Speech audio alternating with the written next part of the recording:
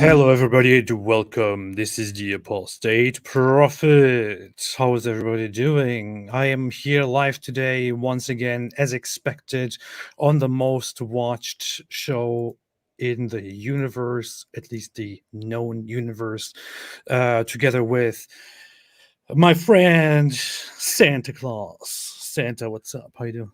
Ho, ho, ho! Blah, blah, blah. Yo, what's up? Good. What's up? Sharing the link. Sharing the link. Wow, sharing the link now. Sharing the link, and I'm sharing Christmas joy. Nice. Sharing is caring, you know. We're spreading. Hang on, let me tweet this. We're spreading Christmas cheer on AP's channel. There we go. I always thought I want to have a daughter that I can name Karen Sharon, so I can say Sharon is Karen, which is so dumb. But anyway, sadly, the name Karen has been ruined. I know, terrible. Judas destroyed one of the most popular names of his time. Your buddy Adolf destroyed that name and a mustache doll. He destroyed a name and a mustache. That's bad. I know. That's I so badly wanted to have that mustache, but I can't do it now. Yeah, I can't say I wanted that mustache, but I mean, I would like that some people are able to have it. He ruined it, and now the name Karen has been ruined as well. Even though I have an aunt Karen. That's fantastic. I can't even say her name to her without that popping in my head like it's an insult now. It's fantastic. Okay, so today we have a very special episode in which we want to talk about really serious things while having very stupid looking outfits. I am naughty, as you can see. David is apparently not. Yeah, but you believe it. Hey, look at this. Look at your fan in the chat. He says, "Guys, is Santa in the Bible?" No, Santa is based on Saint Nicholas, who was long after the Bible, bud. Long after the Bible, bud. Yeah, and he lived in what is now known as Turkey. So, yeah, which is why some people say Santa was from Turkey. He wasn't really from Turkey. He was just where Turkey is today. Oh, he liked turkey for Christmas dinner. Get it right. Yeah. Anyway, so what's up, David? How are you doing? Are you playing that music? Yeah, I want to play some background music while you're talking to make it interesting. Oh, sweet. Hey, how's it going? Good. How are you? All right, I shared the links. with everybody. Fantastic. The entire world now knows. Oh, everyone now knows. All right. So today we want to react to. Okay, turn off. Okay. Today we want to react to this episode on Piers Morgan where Mosab Hassan Yousef spoke, and he looked at us like this, and he was like, "I tell you now, I choose the cow. I choose the cow." And we want to look at that. We want to see what he says and how it goes. It's also very interesting because he specifically used the opportunity when he was there to talk about Islam and Muslims in a very firm way, to put it mildly. And nobody does that. Nobody does that. Nobody does it. Yeah, nobody does it because it's Islamophobic, obviously. But he did it, and we want to look at that. And he says some really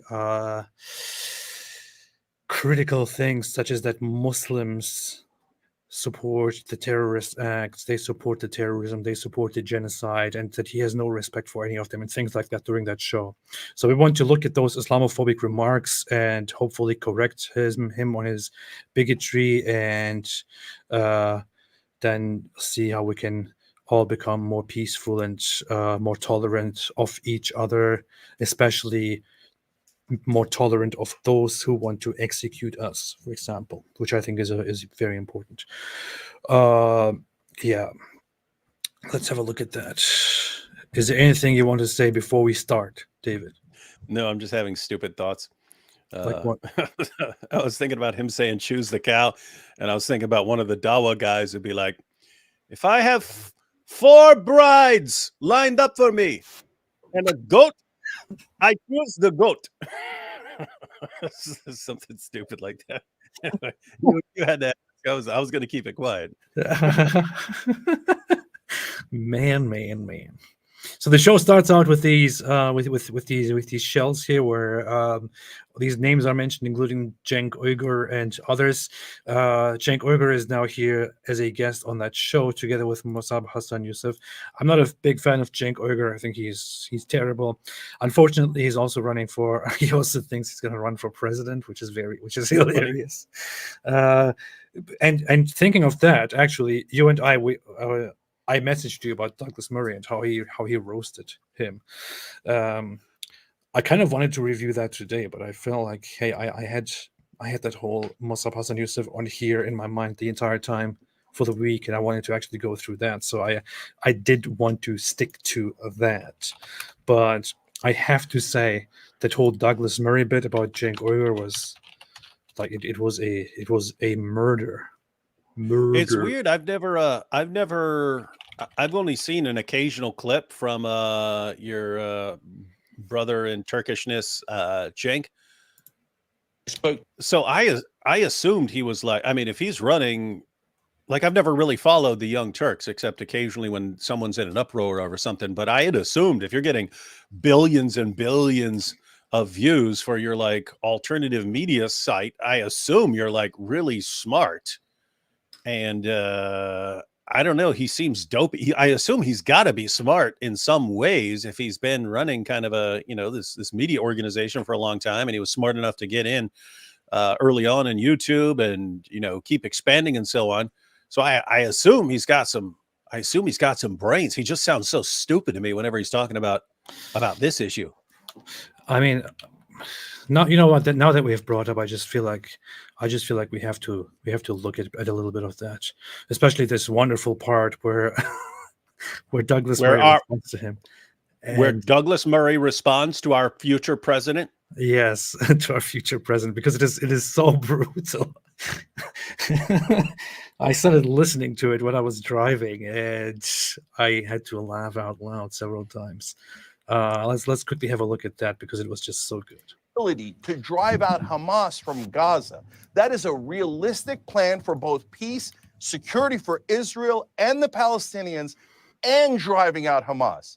The idea that you're going to kill 20,000 more civilians, 200,000 more civilians in Gaza, and it's going to drive out Hamas. Okay, let Douglas answer that. Let Douglas respond to that. First of all, I mean, your other guest, I mean, I don't know what kind of a creature he is. He's a kind of low-grade thug, as far as I can see. He's listened to nothing I've said. Yeah, I know, because I'm Muslim. That's what we call all Muslims. I'll tell you. No, it's not that at all. It's not that at all. I just think you're a Muslim. I thought he was an atheist or something.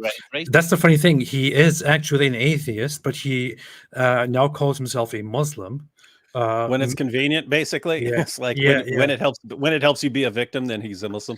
And I actually saw a tweet about this, which I want to bring up because it is embarrassingly dumb. I saw a tweet of somebody saying, "Wait a minute, aren't you an atheist? Why do you now call yourself a Muslim?"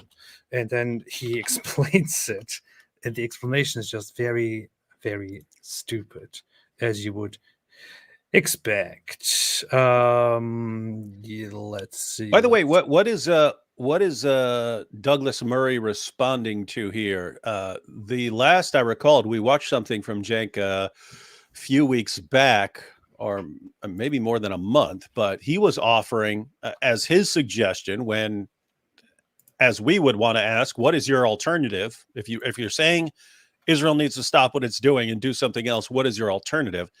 And back then, I think he was, I don't remember. Was he alone at that point? I don't know. But he said, do it surgically like Osama bin Laden. You go in there, you get Osama, and you get out. And just do it like that. And him not realizing that, thousands of Hamas jihadis, it doesn't work like that. It doesn't work. You can be surgically precise if you're looking for one guy. If the IDF were looking for one guy, that's it. That's all they're looking for. Hiding in Gaza, they could be.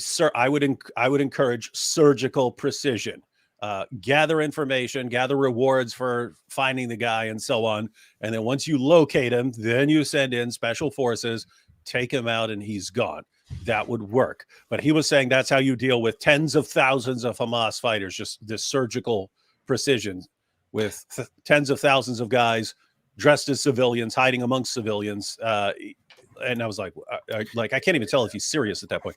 It obviously doesn't work. I can summarize to you what exactly he was saying here and what Douglas Murray is responding to.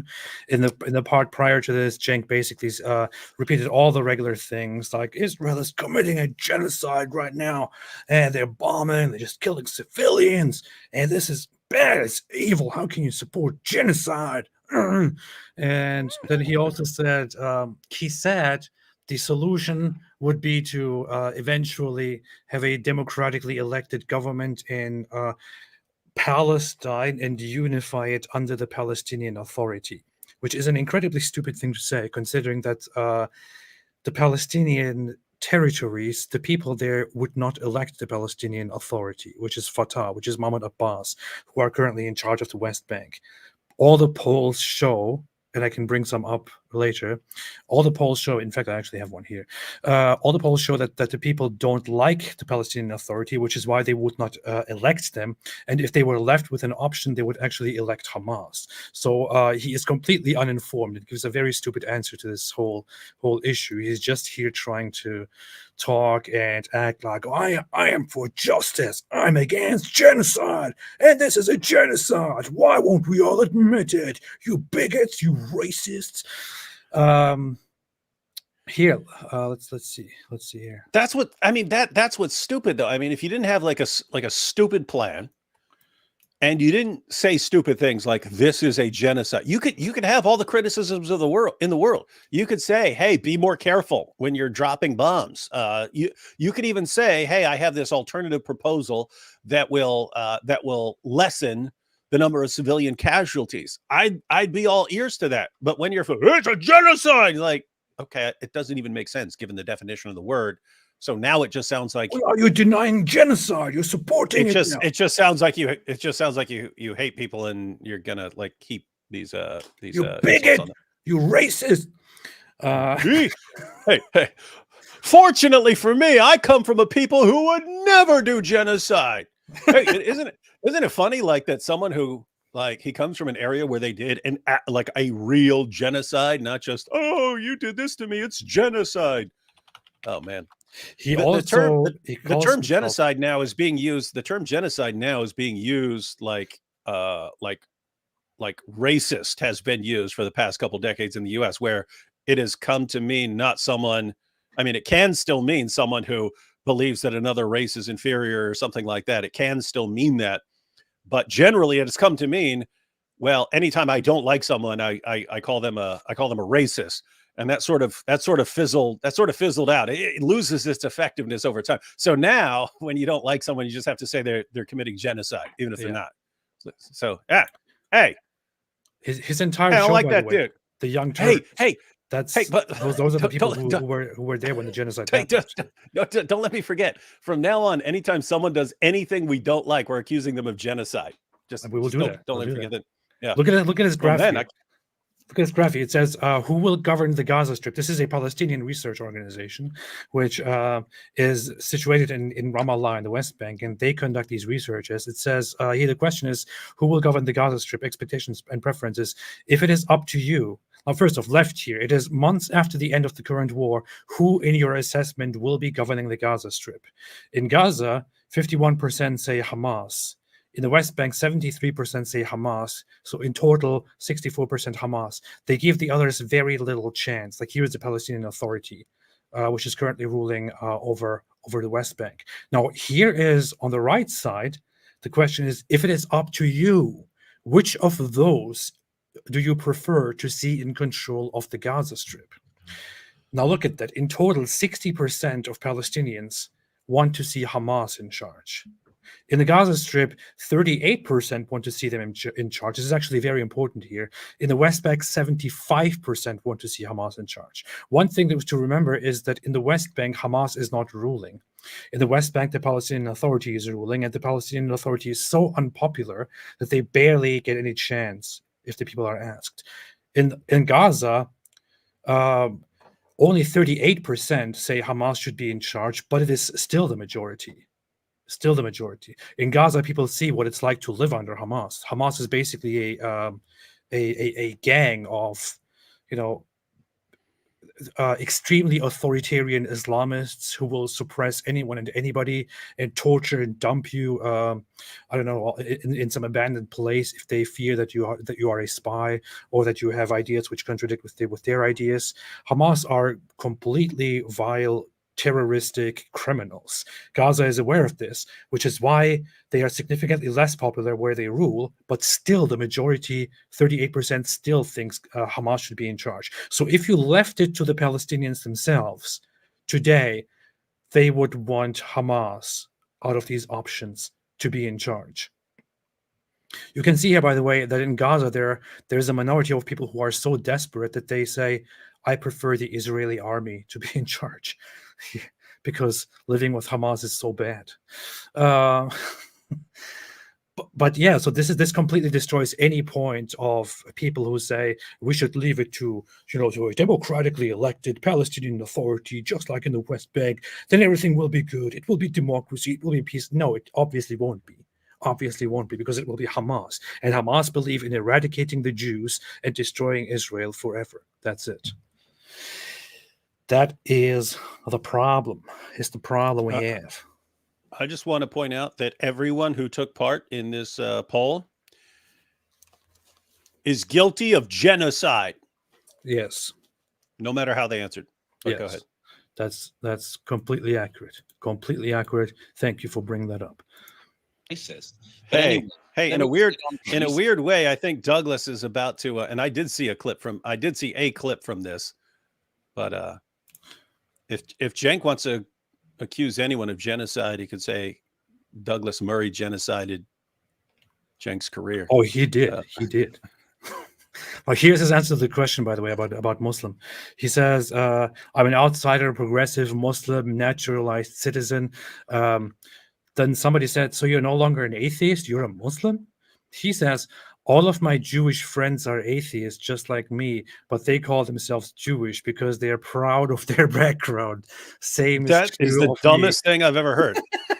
Cenk, they don't call themselves Jewish because they're proud of their background. That's not the reason. Because of their Jewish, yeah. They call themselves Jewish. If they're atheists and they're Jewish, if they're not religiously Jewish, then they would be calling themselves Jewish in the same way that he would call himself Turkish. But he calls himself Muslim, which is someone who submits to Allah, and he's an atheist. Yeah. Awesome. This is the guy who wants to run for president here, who thinks, oh, well, they're Jews who are atheists and they still call themselves Jewish, I guess because they're proud. So, I'm an atheist, but I also call myself a Muslim because of that.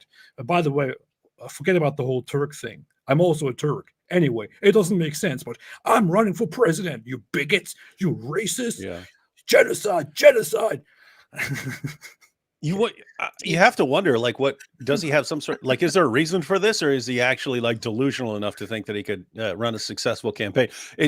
I can kind of see it either way, because this is a problem when someone gets in like their little bubble and like gets popular in their little niche there, and surrounds themselves with people who are fawning all over them and stuff. And wow, you're so smart, you're so great. Wow, such a great point, Cenk. Such a great point. You're making such great points. Anyone who disagrees with that is a bigot. And you're told that for so many years, you think, I should be running this country. If I ran my YouTube channel so successfully, then why can't I run the entire world? Well, people found it funny, and I found it delusional. People found it delusional when Kanye West announced that he was going to run for president. And I mean, that's much more reasonable now when compared to Cenk Uygur. Yeah, I would think there's no way Kanye is going to be president, but he has a way better shot than Cenk here. Yeah. Imagine if they teamed up. Oh man.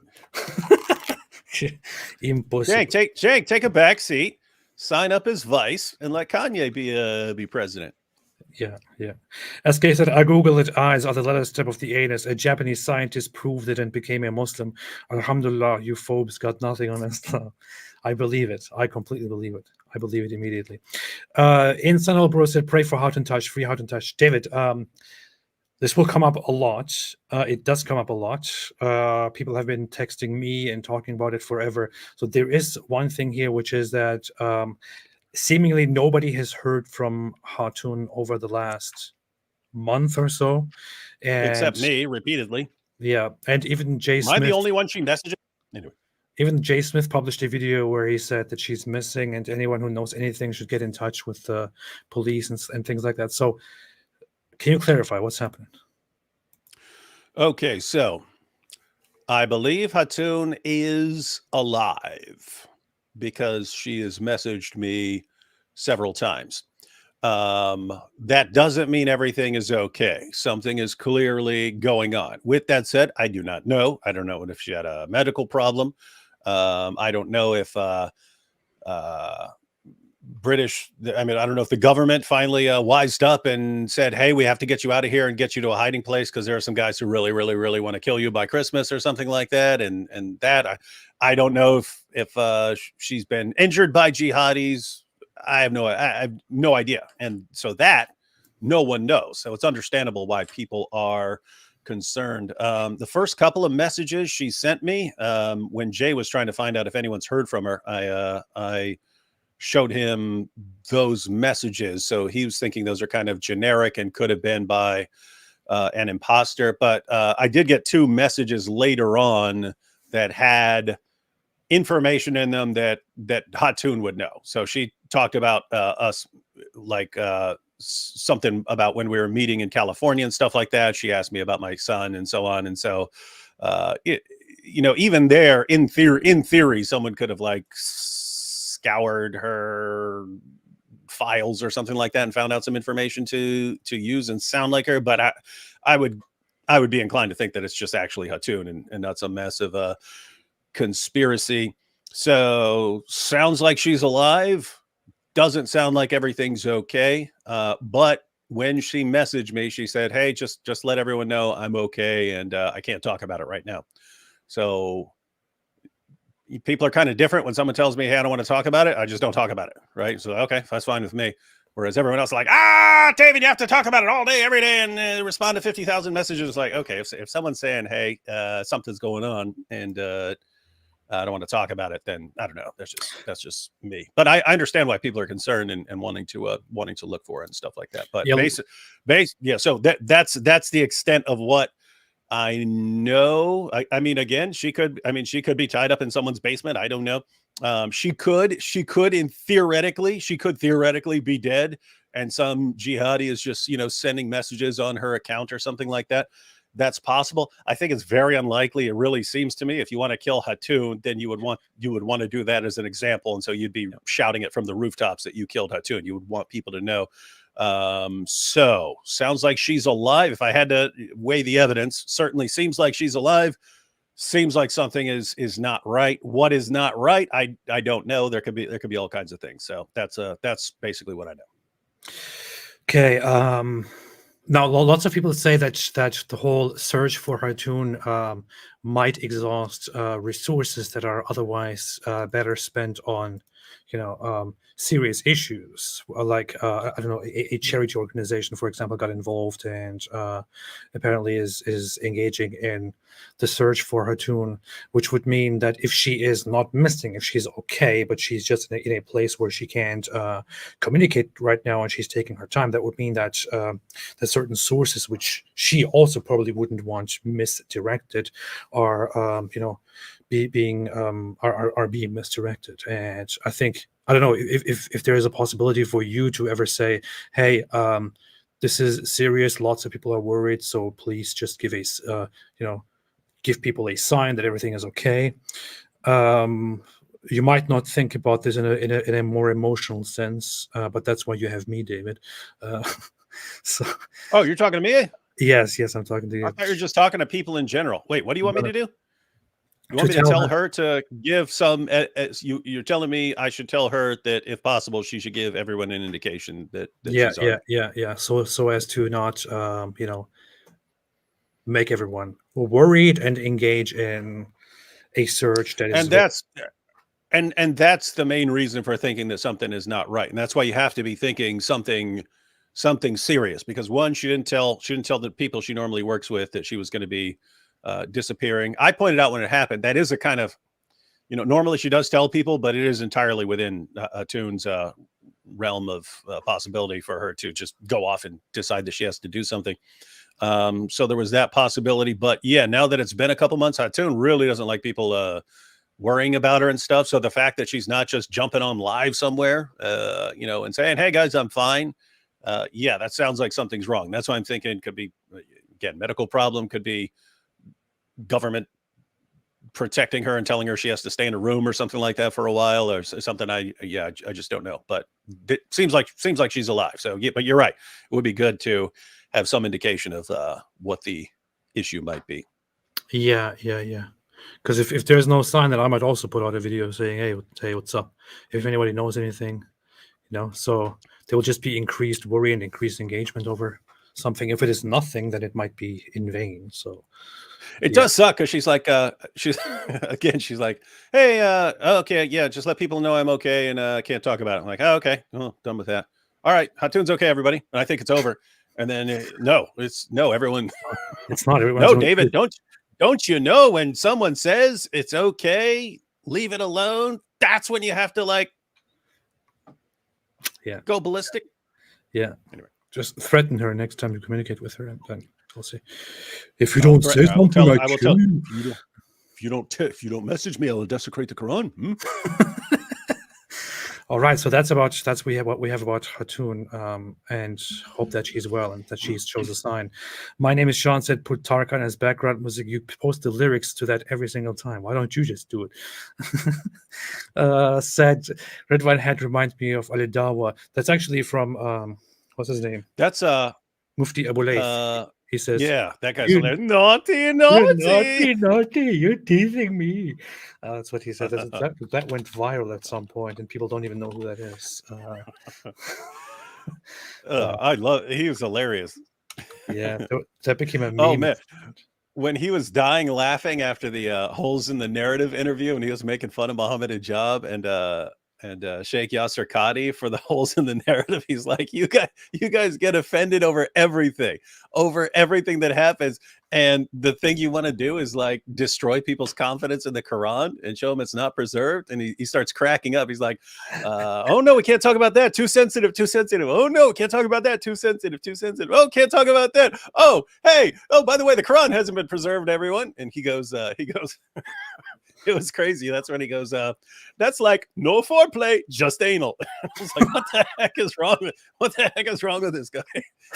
But he's saying it while cracking up laughing. I'm like, oh, this guy's funny, man. This clip here, which is very popular. You're teasing me, you naughty.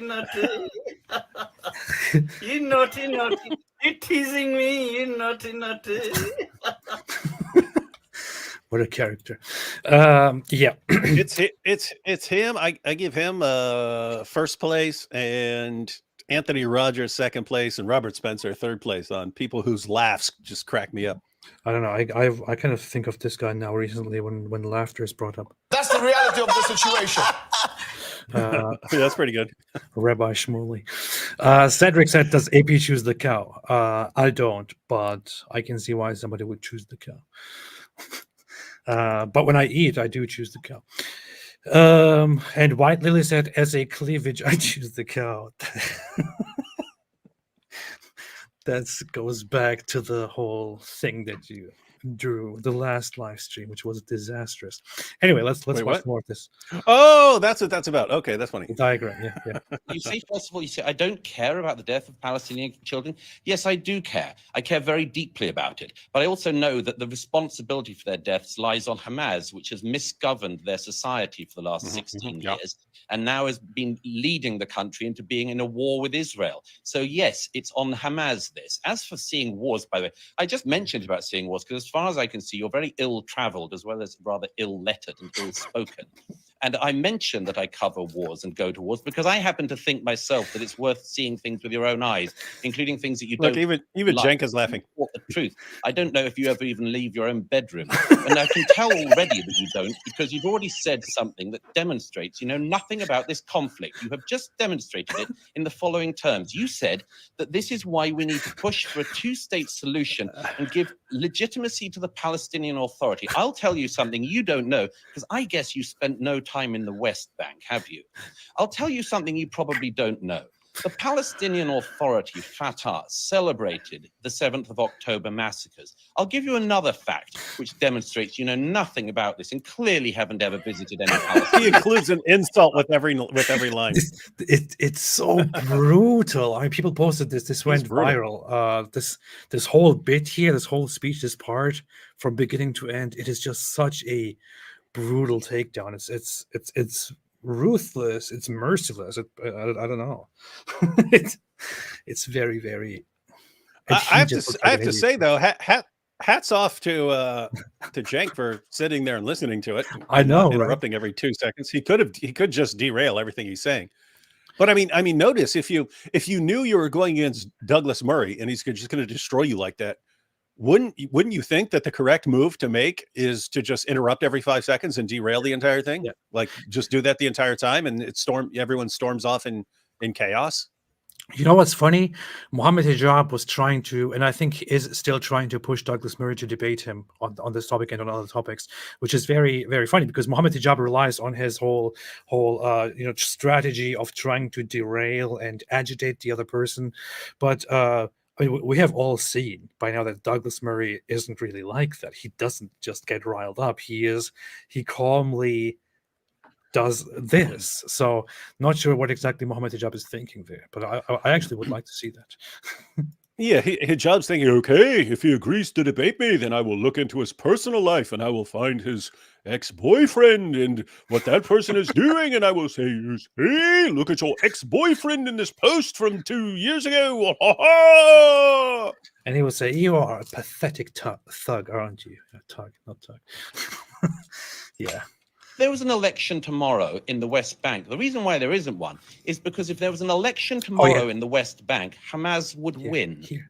So your idea of a two-state solution, I'm afraid you are so out of date and you really should leave your bedroom. Because in this region, nobody thinks that there is a two-state solution on the table because there is not a viable negotiating partner. But I just want to make one other main point. You have gone on and on tonight, throwing accusations out against the Jewish state, against me. It's the sort of thing you do. I know you're a sort of online pugilist and think you can run for office, and good luck with that. But I'd just like to point out that you only look at that.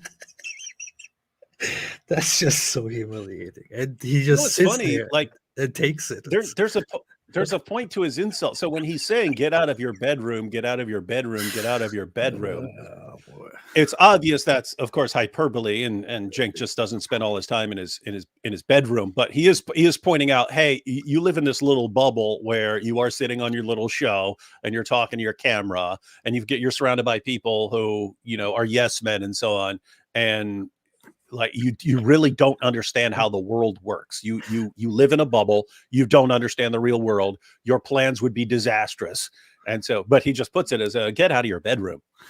It's funny because the first part was spent on actually making points, and then Cenk started doing this whole, but these bigots, the genocide, and this and that, and then Douglas just thought, yeah, okay, you know what? Here's what I really think. You can run for office, and good luck with that. But I'd just like to point out that you only really get animated if the Jews are involved. And I can tell that for the following reason. I mean, your surname's Uyghur, isn't it? 1 million Uyghur Muslims in China have been put in concentration camps in the last decade. And people of your ilk never really care about that, do you? Because it's not the Jews doing it, it's the Chinese Communist Party. At the moment, 1 million people who are in Pakistan at the moment, who are your fellow Muslims and who happen to be Afghan, and I don't think you care about them, do you? 1 million Afghans are currently being forcibly deported from Pakistan to Afghanistan. You don't care about that. You're not riled up about that. You're not riled up about what the Janjaweed are currently doing in Sudan, where thousands and thousands of people are being attacked by the Islamist militia there. You don't care about any of that. You get exercised and you rile up what little base you have of malcontents because you're riled up when the Jews do anything. All right, it's Cenk. perfectly obvious. Okay, Cenk. This is just murder. I don't know. This is extremely brutal. Let's face it. It's literally genocide. AP. It is literally genocide. We're watching a genocide. It is literally genocide. And there was one thing like Pierce said, "I will give you the final word, Cenk. I'll give you the final word. You can say whatever you want now." And then Douglas interrupts him and makes a comment. It's just that's messed up because that's actually messed up because Cenk was sitting there for like 10 minutes taking his scolding from his teacher. Yeah. Well, safe for eternity. So the whole point of Israel is to be a safe haven for oppressed Jews throughout the world. It cannot be a safe haven as long as you're imprisoning 5 million Palestinians and saying, we are never, ever going to let you go. And if you ever dare oppose us, we will kill your women and children. It's disgusting. They're not in prison. It's not what Israel was meant to do. I'd urge you again, Cenk. Leave your bedroom sometime and come to this region and see it for yourself. Hey, I thought I was supposed to get the last word. This idiot's talking about bedrooms. Hey, you care about the babies. You care about the women. This guy's talking about bedrooms. There was another part where he says, I actually did talk about the Uyghurs on my show. And Douglas says, yeah, nobody's watching your show. It's just, he's being so cruel. I don't know. Wow. Man, you should just not get into that fight with Douglas Murray, I think. And I really hope that he has a debate with Mohammed Tijah because I can't wait to see that. I can't wait to see that. Hey, here you go. Hey, Douglas Murray, why don't you fight me? If you want to debate, we have to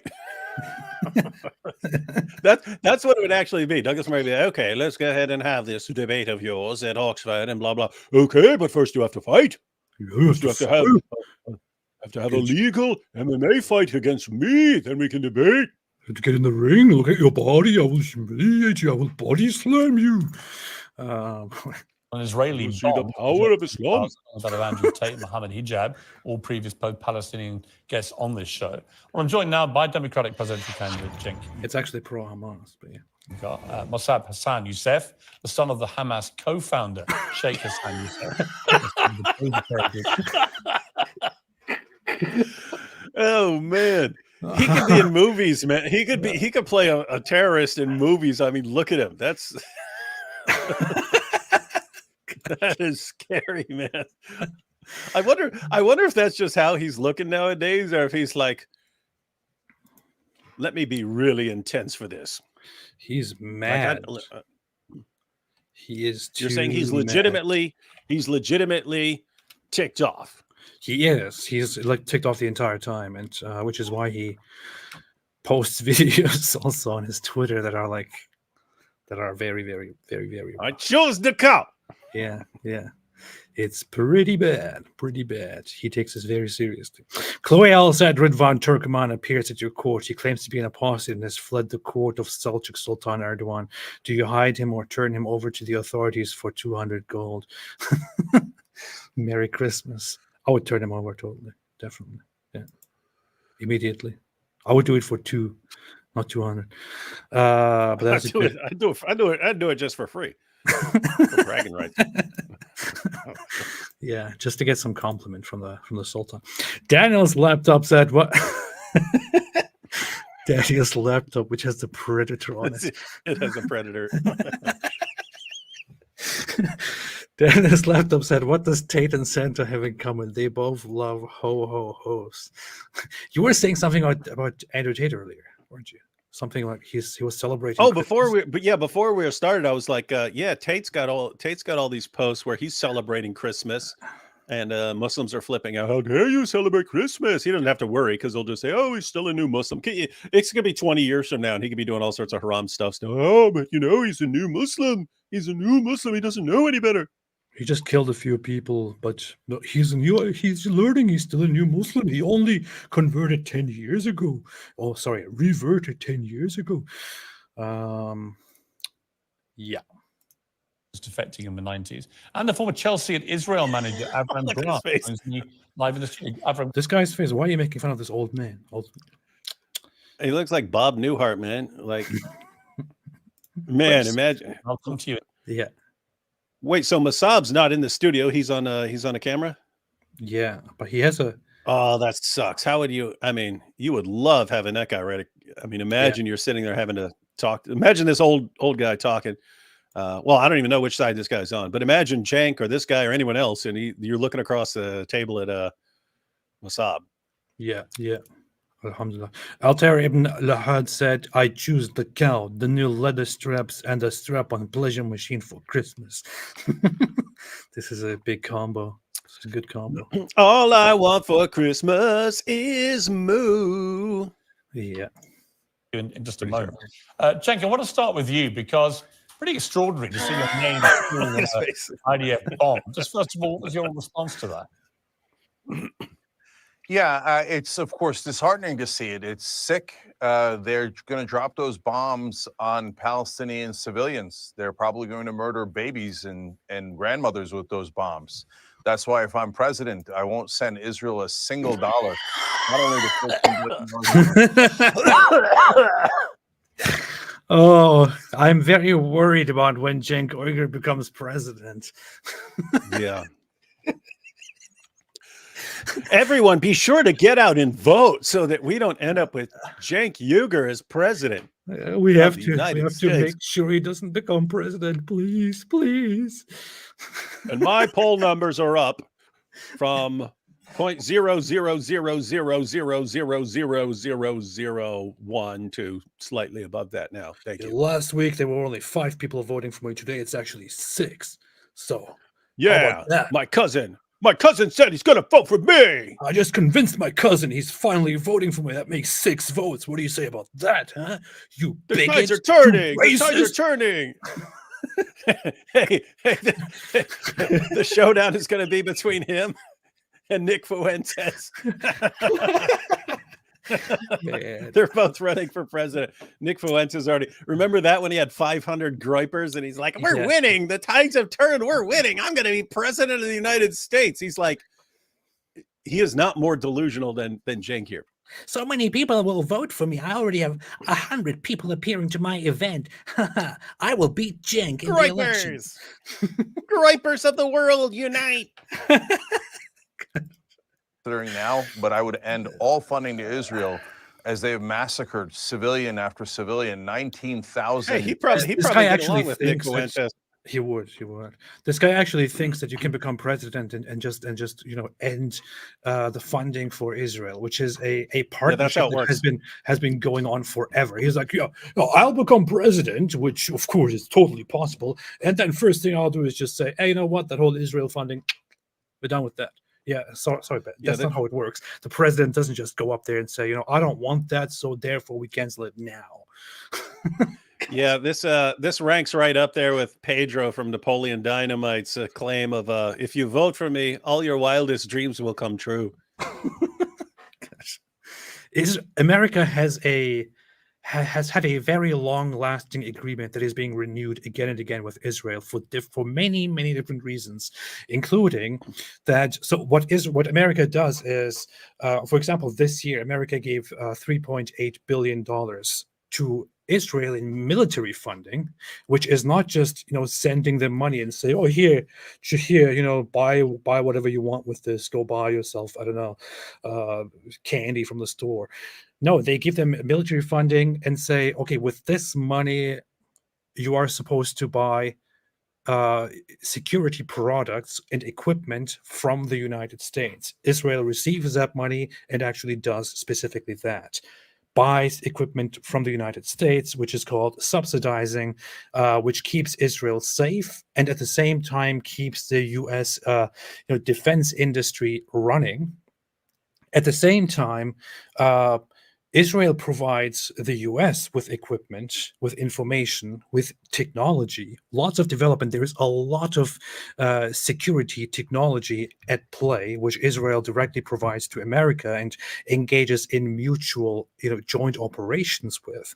Plus, there is also the big advantage of having a massive partner, one of the strongest countries in the world and most advanced countries in the world, in the Middle East as your direct partner, with whom the bond will not as easily broken as some dumbass like Cenk becoming president. So yeah, good luck with that, man. This guy doesn't know anything. 9,000 children butchered. I do not want a single American tax dollar going to help Israel commit war. Plus the and U.S. and funding. in fact, if I become president, there won't be any taxes anymore. I'll just bring world peace. Yeah, I will everyone will be in all peace, taxes. and everyone. I will make sure everyone in the world is completely fed and housed, and we'll all live in mansions, and it'll be great. Just vote for me, guys. And everybody will be able to watch Barbie at home. I also want to point out that the whole Israel. I don't know why, but I also want to point out that the whole military funding for Israel amounts to less than 0.02% of the U.S. GDP, and also less than 1% or less than 0.7% or so of Israel's GDP. So it's not like, oh, we're giving them tons of money. That's not how it works. This is just a ridiculous point to appeal to people's emotions who don't know better. War crimes. And if they think they're going to intimidate me by putting my name on their bombs, they've got another thought coming to them. We're at a state in this war where Hamas. Yeah, do you hear that? If they think they're going to intimidate me, they're not. They're making fun of you, dude. That's what they're doing. They're not trying. Oh, we need to intimidate Cenk Uygur in case he becomes the next president. We need to intimidate him, dude. They're mocking you. and notice, it's one guy. It's one guy with a Sharpie. It's a guy with a Sharpie who actually watches stuff on social media and says, here, let me make fun of all these guys and tell them and show them what I think. It's basically, hey, all their whining on social media, let me show them what it actually amounts to. Out here, nothing. I'll write your name on the missiles that we're sending. You're not stopping. You're not stopping anything. That's the message. And it's going, the IDF is trying to intimidate me. Oh, well, while you're talking now, dude, but when I become president. Hey, look at the guy all the way on the right. I know he's trying to. On the right. He's trying to look even more mad. He's trying to imitate. Yeah, he's pulling it off, man. He's like, yeah. I mean, he looked like a dork. He looked like a total dork a couple of minutes ago, but now he's looking like.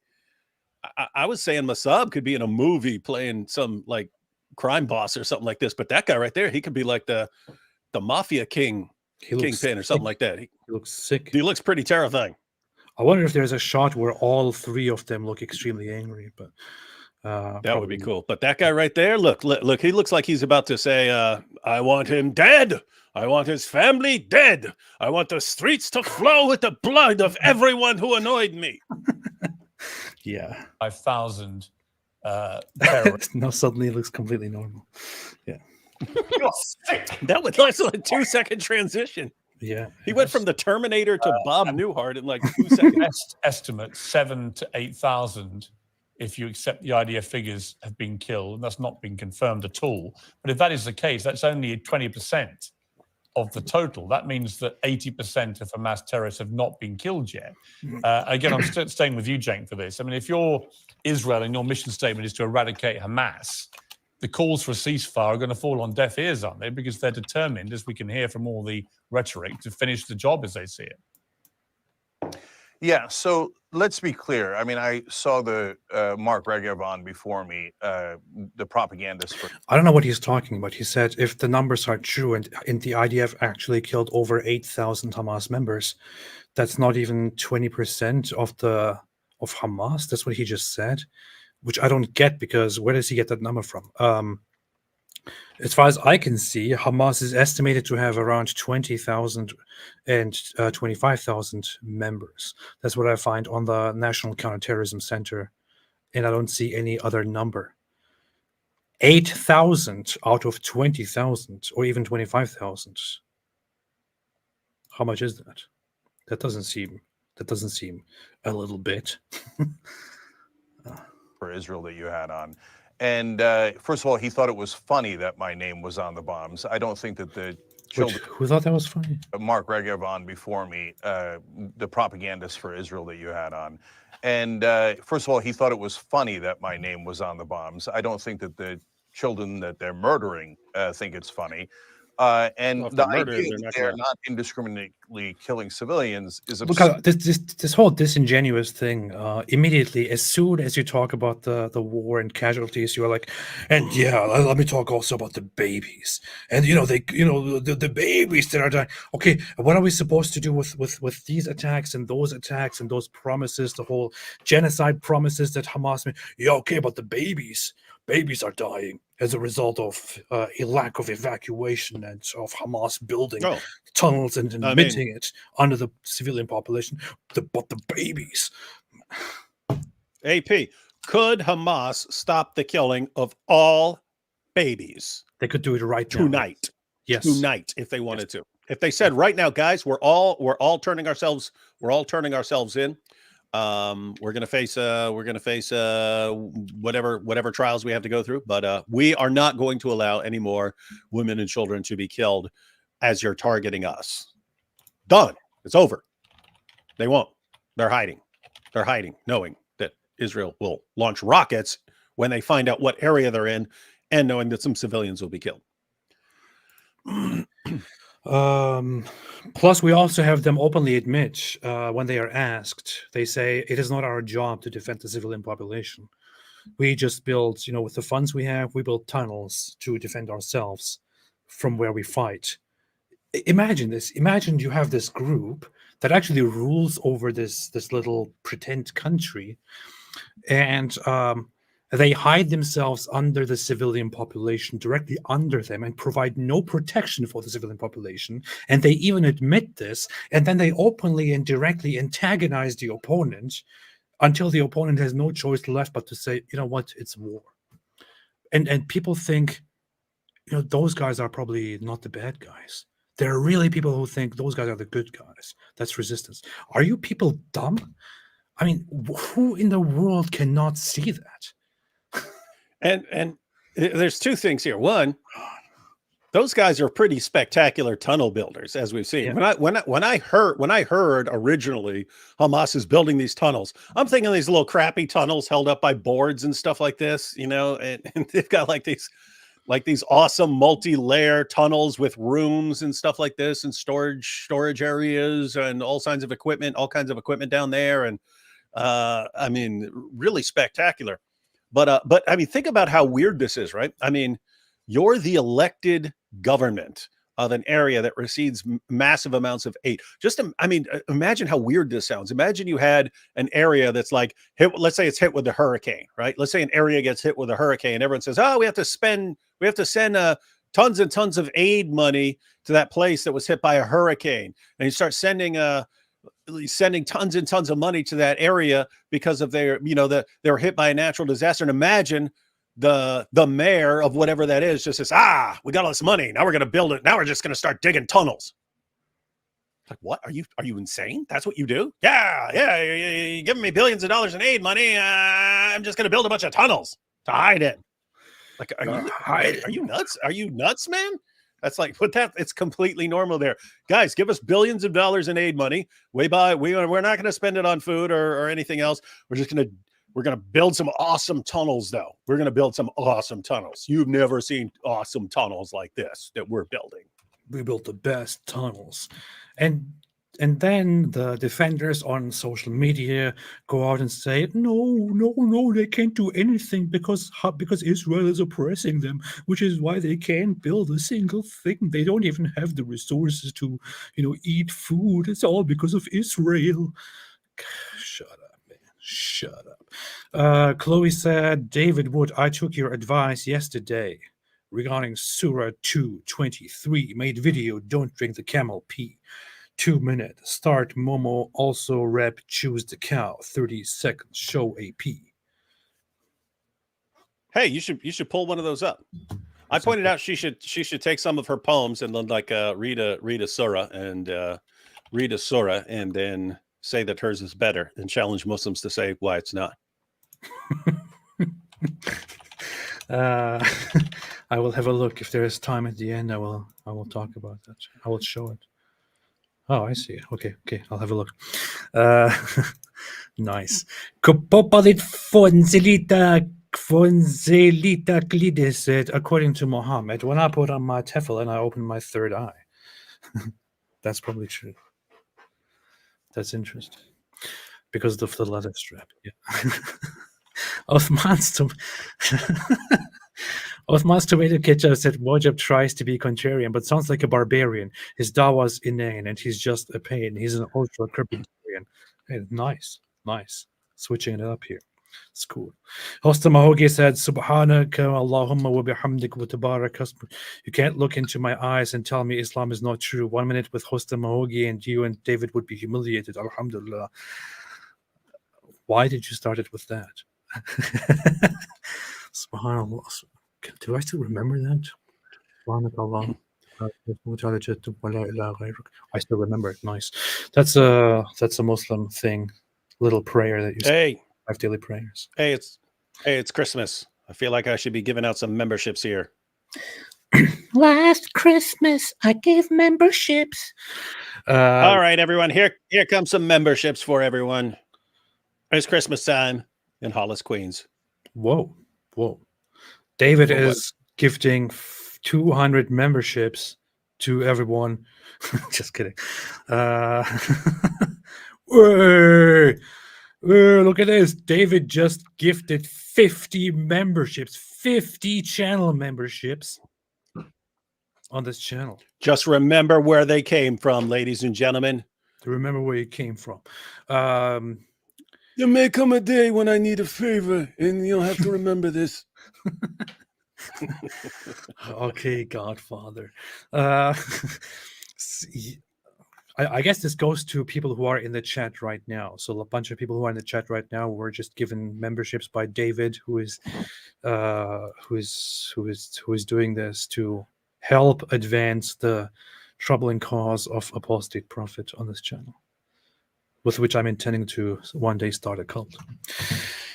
Thank you, David, for this. Thank you for the contributions. I will never forget what you have done for us.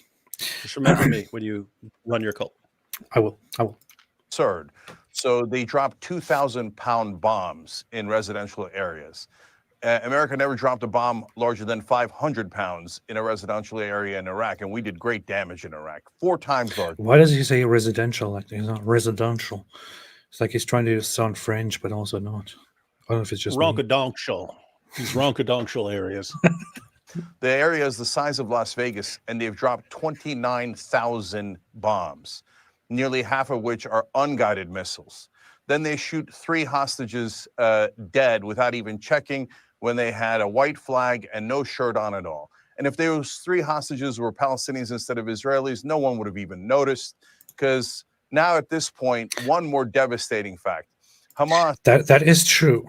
That is one thing that is true. And the IDF directly took responsibility for it, which is that that was several days ago. Was it on the same day that this was done? I don't know. But during the fighting, during the operations in Gaza, IDF personnel actually did shoot 3 of the hostages. And then later it was admitted that this was a mistake. Whereupon the question was asked, okay, but who did you actually mean to shoot? And now there is an investigation that is ongoing into this. But yeah, so that happened. They shot 3 of the hostages on accident in the middle of the fighting, and or some dirtbag did it on purpose. Like, so notice, like, if you talk about American wars and so on, you can always have a soldier that says, hey, I'm just going to go kill a bunch of people and rape a bunch of people and stuff like that. You're not allowed to do that, but as long as you have human beings involved, you can always have a human being who's just a scumbag and does something like that, thinking that he could get away with it. Another possible issue is, okay, they're waving white flags. Do you think Hamas jihadis would be capable of waving white flags in an effort to kill you? I do. I don't know if that's what someone was thinking, but if I saw white flags, I would not think, oh, okay, this is all good. I would proceed with caution. I wouldn't start gunning them down or anything like that, but I would not fully trust anyone walking out of a building or something like that, because Hamas is exactly the sort of group that would say, oh, we're surrendering, and then blow your brains out. But with that said, yes, clearly, really, really screwed up thing to do. So, yeah. So hope they get to the bottom of that and punish anyone who needs to be punished. Yeah. So apparently they did use a cloth on which they smeared something in Hebrew which said "help 3 hostages" or something, which was apparently hard to read, and they were behind enemy lines on the other side. Apparently there was a little bit of a communication back and forth, where they were expecting those people to do something went wrong, they got shot. Terrible thing. Not sure what will happen as a result of the investigation that is ongoing. The IDF made a statement where they said it's super important to understand the psyche and the combat environment these soldiers are in. Every corner, every place that we look at, there is a possibility of a terrorist being behind there. They are being trapped, ambushed left and right, over and over again. The soldiers are extremely on high alert and on edge, hyper vigilant. But in the middle of this happened. We still don't know what exactly the motive was and how it happened, but they're investigating it. Let's see. Yeah. AP, did you get the sound clip of Cenk yelling, "You bigot, you racist"? I actually did, but it was too much sound in the background, so it didn't sound good enough. But I got different sounds like this one. Urinating upon one another. That's what they do. And what they did. That's the money. That's the money clip right there. He's being more slippery than the lubricants that he sells in his daughter's sex shop. Yeah. Yes. This dude really, his entire methodology is based on the assumption that people are never going to catch on and respond accordingly. Because notice, if he said that to us, we'd be inclined to, no, hijab is being as slippery as the semen his prophet was covered in after a visit from Dia al-Kalbi. Right, he knows that. Yeah. But like I think it's a matter of time before everyone catches on and everyone's just heaping insults and abuse on his prophet afterwards. And it'll all be thanks to him, because we were all quite content to raise criticisms, but not to be deliberately offensive whenever possible. Yeah. The Dawa guys are changing that. Yeah. Why stuttering? That's the reality. How about no? How about no? I also figure out that I can do these things now, like push the button many times. But before, when I would push it and it's still going on, I push it again, it would stop it. But now I figured out I can just push it and it just does it again and again and again, like this. How about no? How about no? How about no? Anyway, It was terrible, and they killed 846 civilians. The rest were soldiers. Now Israel has, even if you take the IDF numbers of saying that of the 19,000 they killed, is 5,000 they claim is Hamas. It's an absurd number, a total and utter lie, not backed up. Wait. You can't trust their numbers. All you can trust are Hamas numbers. He directly repeats numbers that we have directly obtained from Hamas with no other verification. They come directly Those are as good Hamas. as gold. From the from the Gaza Health Ministry, which is run by Hamas. Let's see what he says about this again. 846. And what they did on October 7th was terrible, and they killed 846 civilians. The rest were soldiers. Now Israel has, even if you take the IDF numbers of saying that of the 19,000 they killed is 5,000 they claim is Hamas, it's an absurd number, a total and utter lie, not backed up by any evidence. But even if you're so now it's one thing for him to sit down and say, for which there is no evidence, not sure if I believe it, or for which there is no evidence, I personally don't believe it. I think it's not true. It might not be true, but he mentions the number which the IDF gives. He not only says which there is no evidence, completely baseless. He also directly concludes that it is a lie. You can say there is no evidence, and I personally don't believe it. But to then assert that this is a complete and utter lie, that just sorry. Why in the world would we now trust you at this point? You are just being completely hypocritical. When Hamas says, they killed 20,000 people, all of them were civilians, 30,000 of those were babies, 40,000 were women, 5 billion were children, 6 billion of them were elderly. Then you're like, yeah, sounds reasonable. But the IDF says we killed 5,000 to 8,000 Hamas members. He's like, no. Complete lie. I don't believe it. Believe it. Liar! You're a liar. You're a liar. Yeah. Sorry, that's just complete hypocrisy and inconsistency. And when you are president,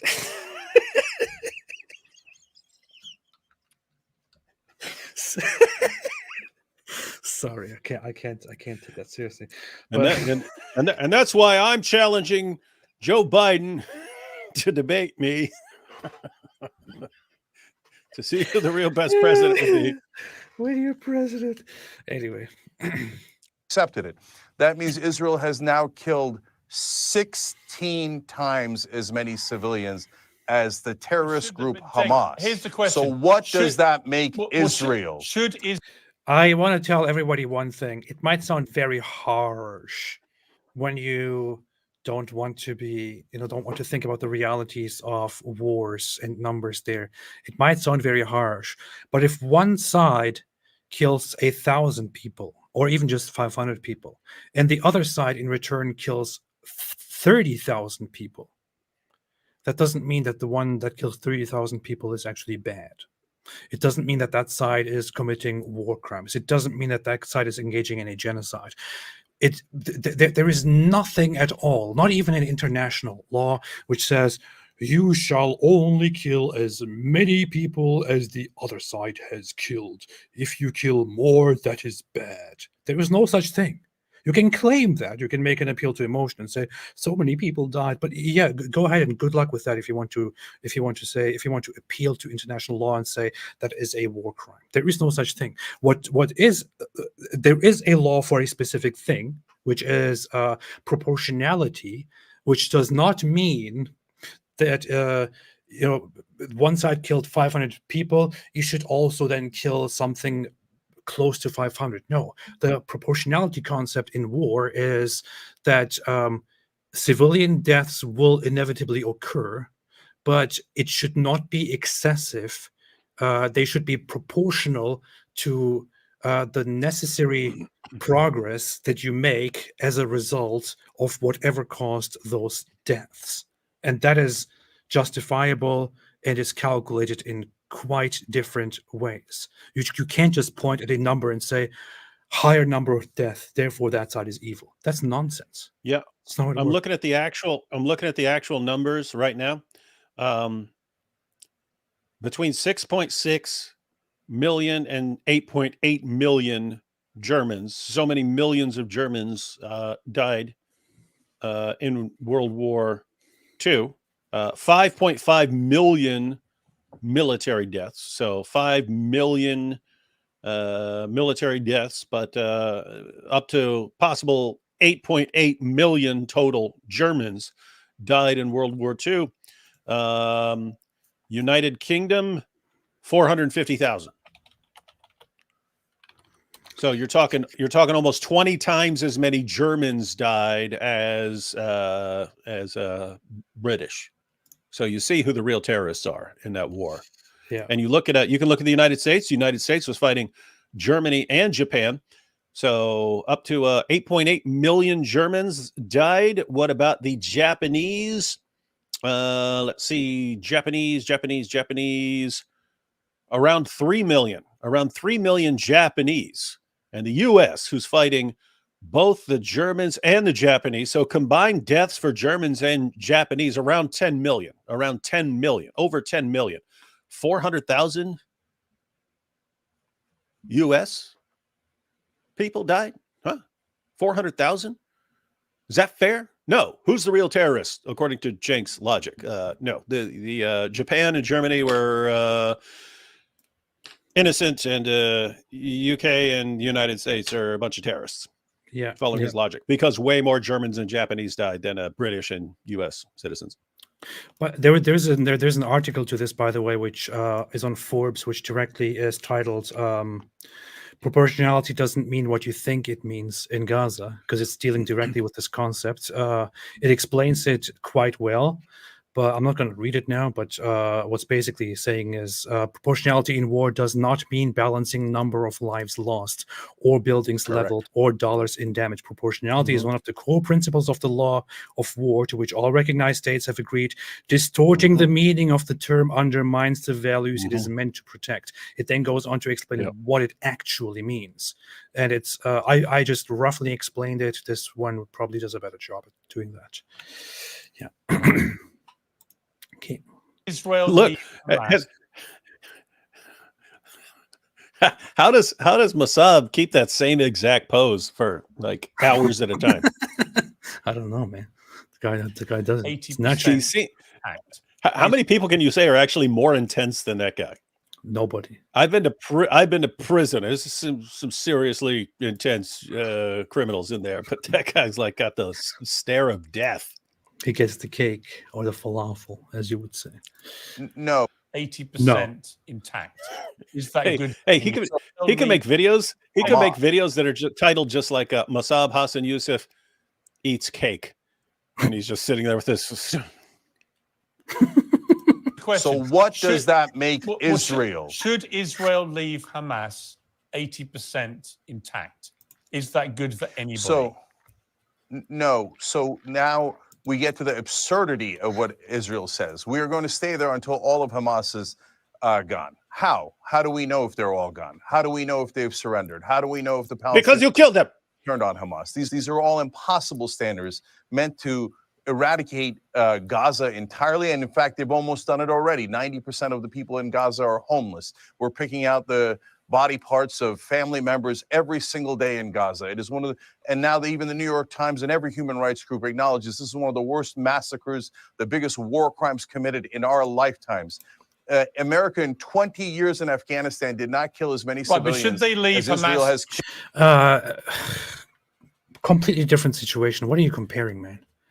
What are you comparing? America did not. America had the capability and actually managed to go in there to overthrow the government in charge, to put a new one in place, and then spend a lot of time, which honestly, looking at the aftermath, they shouldn't have spent a lot of time in humanitarian help and nation building.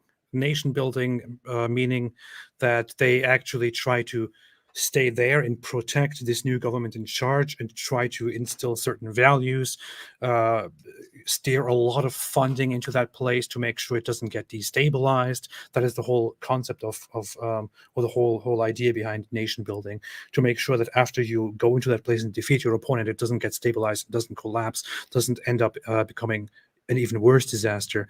But they actually had it quite easy because Afghanistan, the Taliban, was terrible at holding their position and managing their government. With Gaza, do you really want Israel to do the very same thing that America did in Afghanistan? I'm pretty sure he doesn't want that.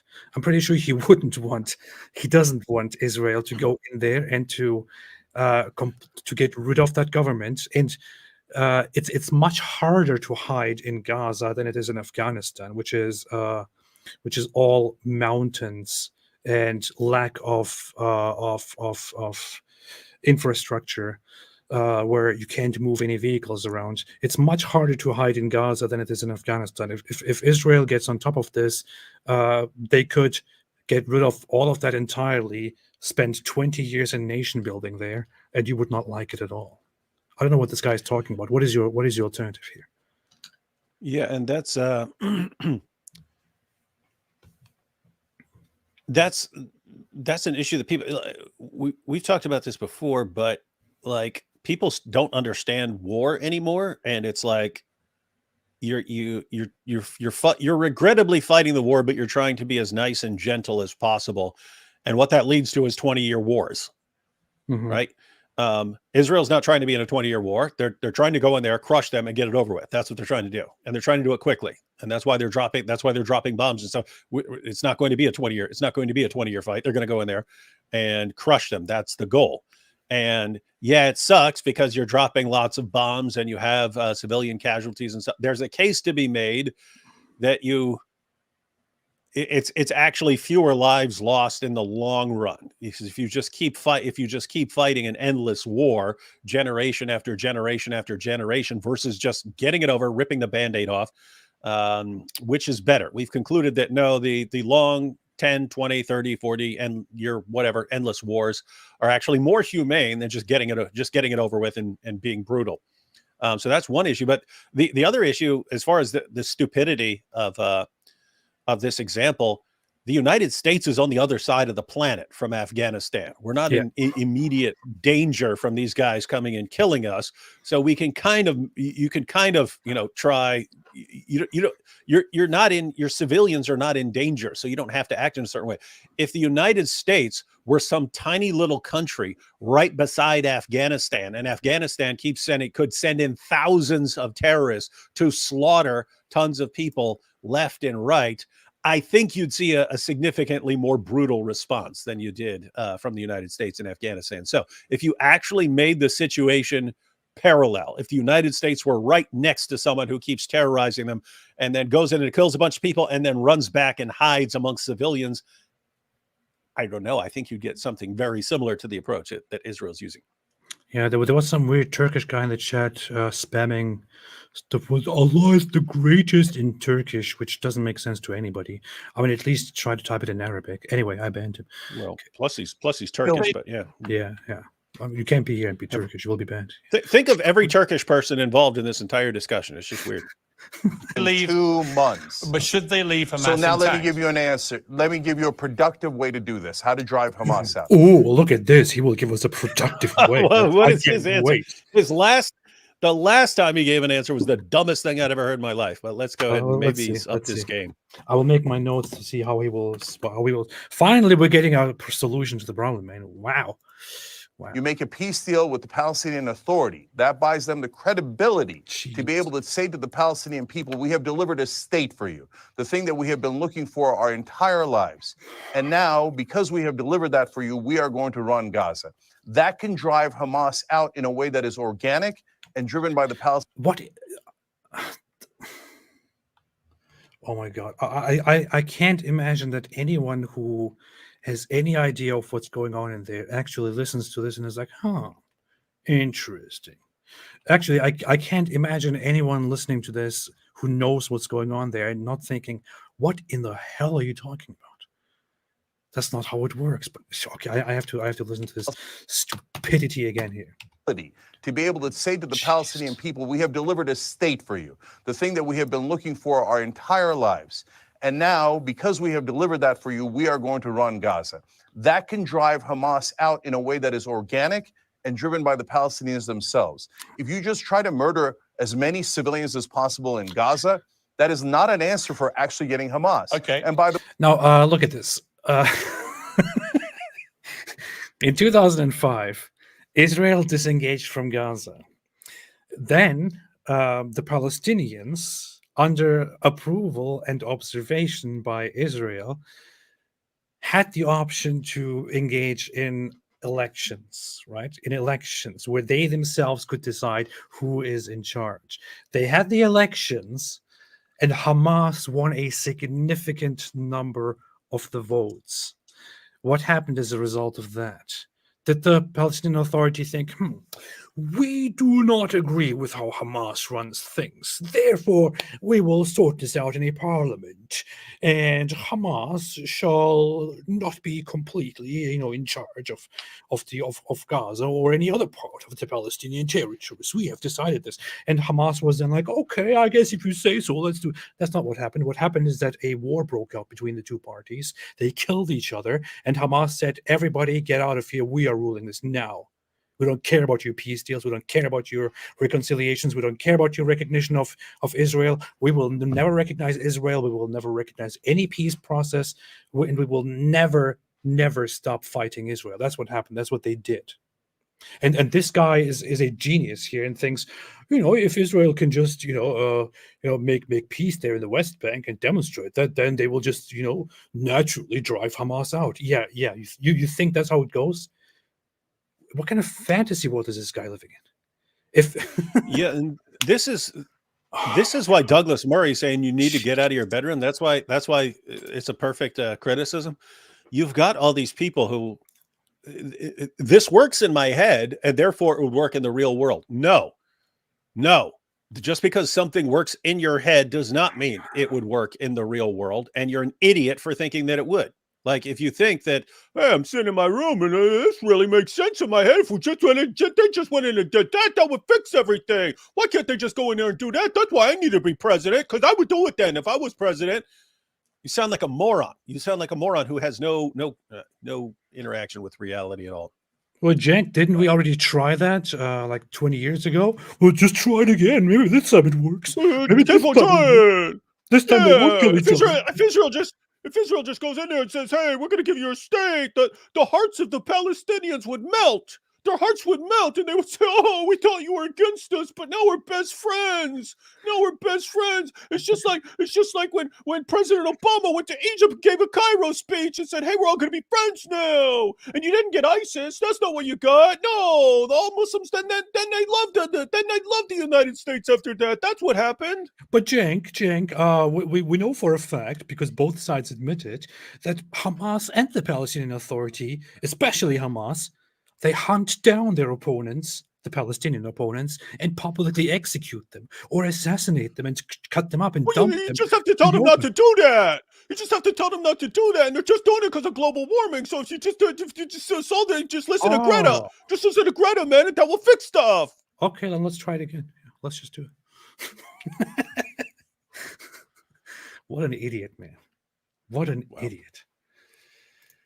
The way the bombs have shown that they do not affect the tunnels. Okay. So all they're doing is killing civilians. Let me bring in Mosab Hassan, Yousef. You're the son of Imagine you're such an insane idiot that you actually want us to believe that the IDF is fighting there and their own soldiers are dying in combat. But hey, Israel has so far only killed civilians. Yeah. This is why everybody laughs when you idiots say that you're running for president and that you will become president. Because you're a joke. The Hamas co-founders. AP, I have to say, I'm only familiar with two Turkish dudes, and it's like 50-50, man. Yeah. If someone said, "Hey, are Turkish people smart?" I'd be like, "Okay, we got AP and you got Cenk. I don't know. Those kind of average out, man." That's very. You're making a wrong judgment here based on only two people. It's actually much worse. It's significantly worse. Don't expect much. Imagine there were like 1 million Turks who all moved to the U.S., but they all acted just like Cenk. Whoa, what? All you got to do is just go and give them a Pepsi, like in that commercial. Just go there, and you see, and the IDF is coming, and you got the Hamas jihadis there. And just get that Jenner chick in there. Just get that Jenner chick and have her give someone a Pepsi, and then they'll all run out and hug each other. Come on, it worked in the commercial. I lived for over 10 years in Turkey, and I couldn't find much sign of intelligent life. So it's disastrous. I don't know. Pronounce that. Hey, that'd be a funny joke. Elon finally made it to Mars. He found a population of Turks, but no intelligent life. Okay, let's listen to this guy. Stop talking about things. One of the Hamas. Yeah, we're still thinking been here an hour and a half waiting to get to our Mosab here. Still haven't heard this Sheikh talk. And renounced that back in the 90s. You believe that Israel should finish the job. They should eradicate Hamas. Well, absolutely, because all the calling for a ceasefire is calling for surrender. They want Israel to surrender to the terrorist savages and sit down at the table and negotiate with them. And this is absolutely rejected. Is there any deal? I like how he just gives us a short, concise answer and then That stops. was a very short take on the issue. That's interesting. Through your father, is there any deal to be done with a group like this now? There is no deal with the devil. There is no deal with Hamas as long as they pose a threat against children, against civilians, and destabilize security And against goats in the entire region. Hey, wait. I found something funny about his speeches, even recent ones. Again, whenever he says children, he would say children, but I think he just improved it. Did somebody tell him to fix it? As they pose a threat against children, against... Come on, somebody told him you're He mispronouncing clearly that. said children. Fix it. He said children. He always said children. Children. Why did they bring it to his attention? It was nice. Yeah, it's kind of funny when someone says something wrong. Like when you would pronounce the second B in bomb, you say and bombing them, right? Yeah. By the way, Cenk does that too, if you haven't noticed. So. I knew a dude who in prison who would he tried to use words. He tried to use important words, but he didn't know how to use them, and he would pronounce them wrong. And he kept trying to use fathom, but he would say fammoth. He'd go, so you're saying that you can't even fammoth how anyone would think like that, right? Like, but I never told him. I just let him keep saying it because it was funny. Fammoth. It's a fammoth. And we got a fammoth. There's a fammoth. Can't fammoth right why now. no one gets this. Let's see. Children. This dude's funny. Look at him. You know, that And they are look, I will tell you how to conquer many Hamas. Palestinian You children put some goats and in lingerie. Wait. you know that they are Yes. willing to actually sacrifice many Palestinian children. Look, here he was still saying it He wrong, did the say wrong way. children, yeah. He says children here. And This was only that's just 2 months ago. 2 months ago. Somebody told him in the meantime, hey, it's actually children. Who did that, guys? Who is did this? that? Who ruined it? You traitor! How dare you? Anyway, Civilly pose a threat against children, against civilians, and destabilize security in the entire region. If they get away with their crime, and their crime is not just any crime, it's a genocide. If they get away with their crime, A real one. what will they do tomorrow? They have to be punished and they have to be held accountable. All the calling for ceasefire, those are the people who want to give a lifeline to Hamas. And this is not acceptable. This is not Who Wants to Be a Millionaire, Pierce. There is no lifeline here. this the way he has a very remember that video where he said like in the Middle East we do things the Middle East way, and he was basically talking like this, and I don't know, he means it. He means it. He pulls it off way better than like Hijab when Hijab tries to sound, we've got gangsters. It's like, I believe this guy. You think we don't have gangsters? We have gangsters. He's cool. He's all dressed in black. Yeah. This Like he's guy, Johnny Cash. I mean, he has been saying this whole thing for the entire time. He says, I am Palestinian. I am from there. There is no solution other than destroying Hamas completely, no matter what it takes. No matter what it takes. And this is not acceptable. Mosab, you tweeted on Friday something that many people found incendiary. You said, never trust anyone who identifies as a Muslim. Oh, wait a minute. I didn't know he brings this up. Ooh. Jeez. Ooh, Pierce. I didn't listen to this whole thing. I didn't even know that he actually brings up. I didn't listen to it at all. Because that tweet is one that we actually read together on I think last week's live stream, and we both said, "Woo, this is a bit much." Wow. Okay, let's Hey, see. but hey, by the way, have we figured out who that guy is on the end? Does he just sit here the entire time? Is that what he does? I have no idea. I don't think anyone cares about who that guy is. Yeah, Pierce is like, hey, you want to be on my show? No, you don't have to do anything. Just sit there the entire time, looking go back and forth between looking like a dork and looking like super intense. Yeah. Let's see. May appear as a harmless sheep when they are alone. Okay, stop talking, David, so we can actually listen to the tweet. Yeah. I'm trying to listen to Mosab, and you're just like running your mouth. Mosab, you tweeted on Friday something that many people found incendiary. You said, never trust anyone who identifies as a Muslim. They may appear as a harmless sheep when they are alone, but when they're in a pack, they will begin to show their tusks. I have zero respect for any individual who identifies as a Muslim, and I may consider the use of force when it comes to Islamists. What did you mean by that? Many people have said, well, why would you say that? I think it's pretty clear what he meant by that. Yeah. It wasn't anything confusing about what he meant. It's pretty big. Look at his face too. No, hey, I personally think you say you don't understand me. Which part of I choose the cow was not clear?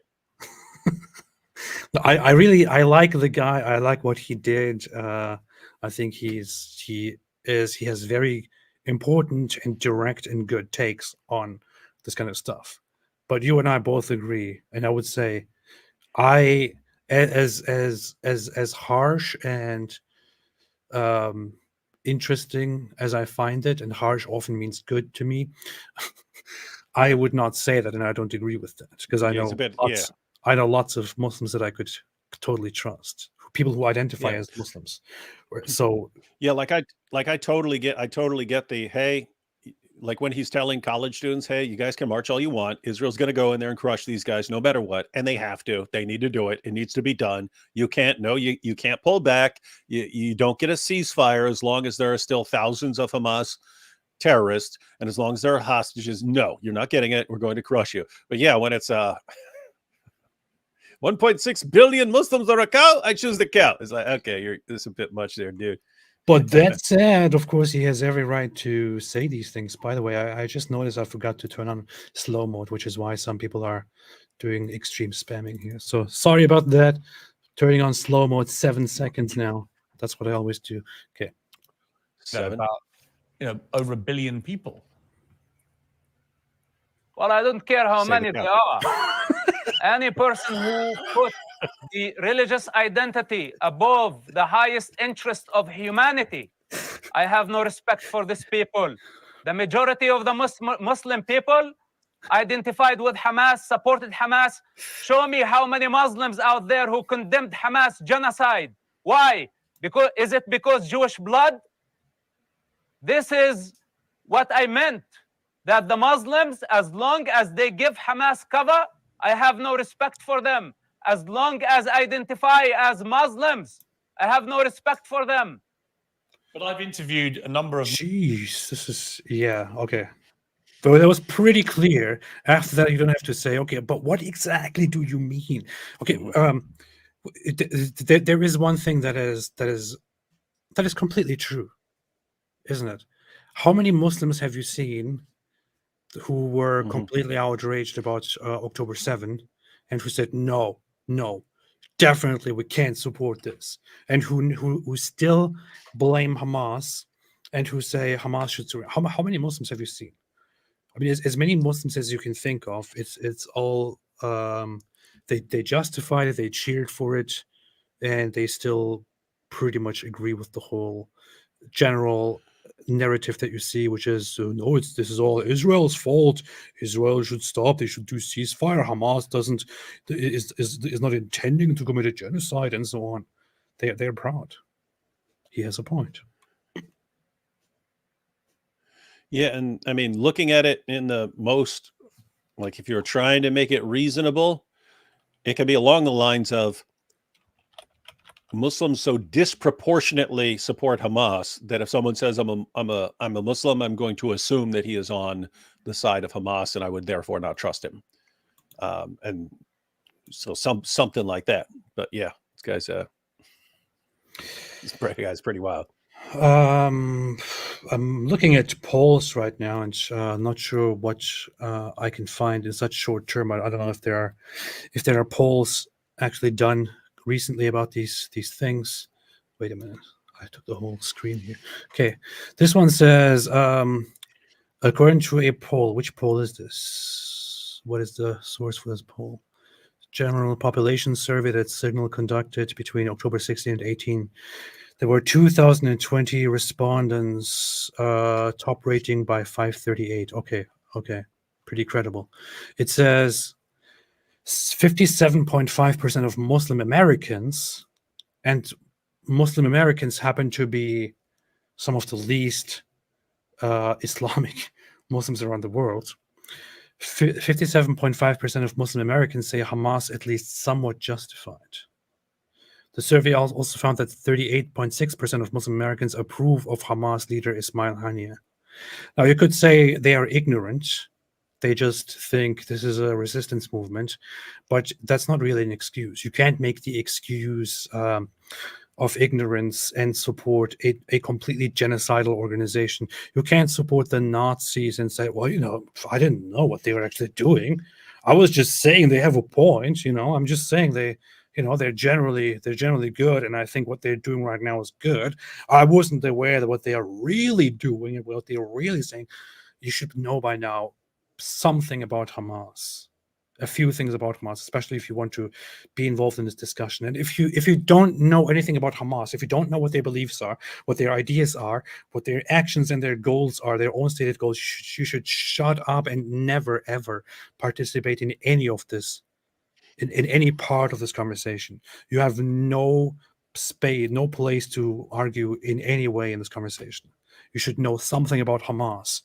And that something is that Hamas is explicitly and openly and directly genocidal, and they believe in eradicating the Jews, completely destroying, killing the Jews, establishing a caliphate in the region, destroying Israel, no recognition. They don't have a compromise. Like, okay, you know what? We will make peace. We will come to some terms. We will come to an agreement.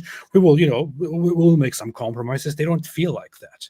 They want to kill the Jews. They want to establish a caliphate, and they want to fight the rest of the non-Muslims afterward. That's what they're doing.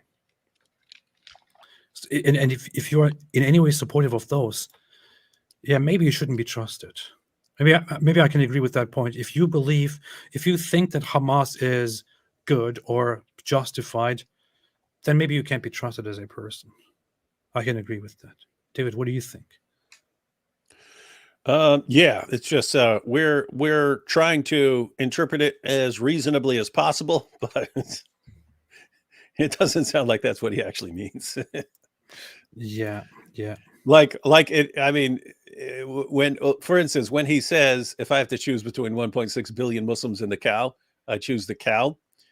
It's almost like he's saying about Muslims in general what he's saying about Hamas. Guys, you have to crush them or something like that. You have to crush them and get it over with. It's kind of what it sounds like. I choose the cow. Man, this is problematic. It is problematic. What is going on here at the Palestinians? Poor Palestinian people. Let's see.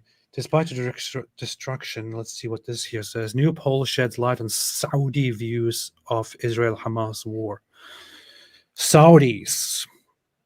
Washington Institute poll conducted November 14 to December 6 with 1,000 citizens, which is a minimum to normal sample.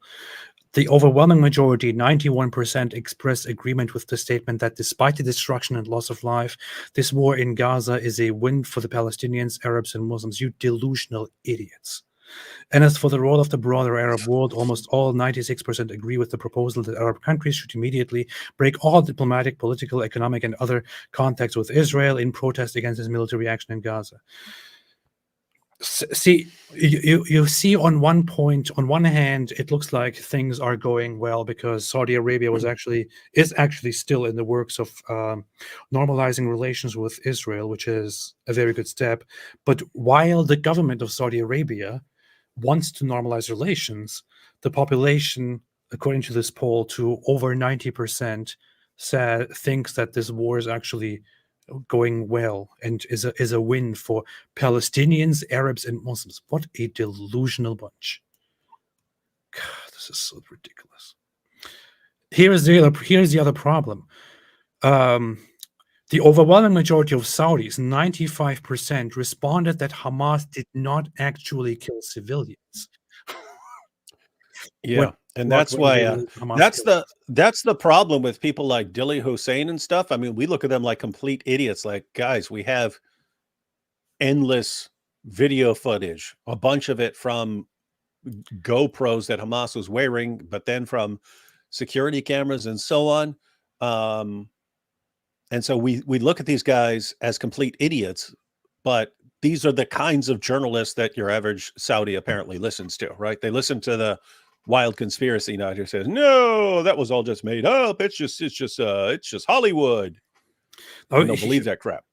Some people will say, or you know, it is a thought, which is, okay, these people approve of Hamas and of what happened so far, and on what happened on October 8th, because they don't actually, October 7th, because they don't actually believe that Hamas committed atrocities. So they're not approving of some, you know, in their minds, they're not approving of this massacre. They're approving of what they think actually happened on that day. But is that an excuse? And that probably shouldn't be an excuse, because you could do the same thing with all kinds of other atrocities in the world, right? You could say, well, the Nazis didn't do the Holocaust, and I like them. Yeah. No.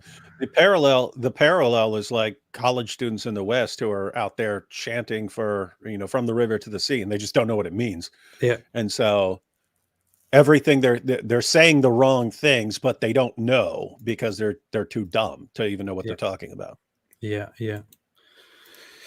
Leather straps chose the cow. If I have to choose between 1.6 billion clowns and a leather strap, I choose the leather strap. Yeah. And by the way, we know what the problem is also that a lot of those people who say, I don't believe Hamas did anything wrong, they didn't kill a civilian, when you show them photos, very graphic, or when you show them graphic videos of Hamas actually killing civilians, they will just ignore it or justify it and then go on and say the very same thing again. So there is obviously no point in trusting that judgment. They're not genuinely fooled and thinking Hamas are just good guys. It is confirmation bias, it is lies, it is all that. I choose the cow, said made Islam crossed out cow. With an okay, that's interesting. You could put it that way as well. Via Divista said, unrelated, but Muslims claim that Valley of Baqa is Mecca, but recently I discovered the Valley of Baqa in Lebanon, which makes way more sense. I made a video on this a long time ago, but it's actually called what is it called? Baqa, Apostate Prophet. This guy, Apostate Prophet, actually made a video about this Baqa, where he refuted this claim.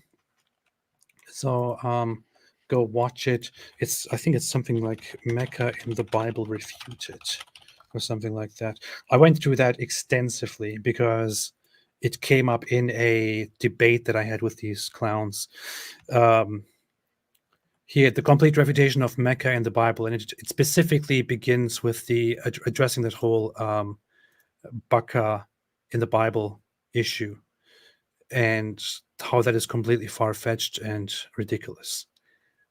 Baqa there, or Baqa, is not Mecca. It is a valley on the way to Jerusalem, right in front of Jerusalem. It is about Jerusalem. Yeah. But yes. Notice there, he's pointing out that there's a possible location in Lebanon. What I don't think anyone really knows. It sounds like it's something really close to Jerusalem, if not like one of the valleys there. But I mean, at least arguing for Lebanon, you're at least in the right part of the world, and not I saw that down too. in the middle of the desert. I saw that too. That there is such a valley when I was dealing with it, and I looked into whether there is a possibility, and I think the general consensus was that that it's a generic name, and it's very unlikely that it refers to that place, and that it's just probably a way of describing something on the way to Jerusalem, not in an actual literal place. Nuwan Walters said, "Merry Christmas and Happy New Year, AP and David Wood. Thank you so much. Thank you, thank you, thank you, thank you." It's Christmas time in Hollis, Queens. Christmas time. Thoughts on TV Christmas ads featuring hijab women? Get rid of them. I'm not familiar with that, but I'm all for it. I don't care about. Yeah. I want as many Muslims in Christmas commercials as possible. Yeah, I don't have a problem great. with corrupting Muslim culture. I think I'm a complete fan of it. In fact, take it further. But I don't care about the ads because I never see any ads anyway. Hong Kong said Hatun is missing. We know. We talked about it. This was probably before we talked about it. AP David Wood, favorite Christmas carols, worst one. Yes. No? I'm not a fan of Christmas carols. I'm not a fan of Christmas. Peace be upon me, said Junkie Jank is always yelling. Mosab is fourth horseman. It's true. The cow he chose. Oh no! I was gonna say "Here Comes Santa Claus" by Elvis, but I don't know if that even counts as a carol. Here comes Santa Claus. Well, here comes Santa Claus. Here comes Santa Claus. Right down Santa Claus Lane. He crushed it, man. Yeah.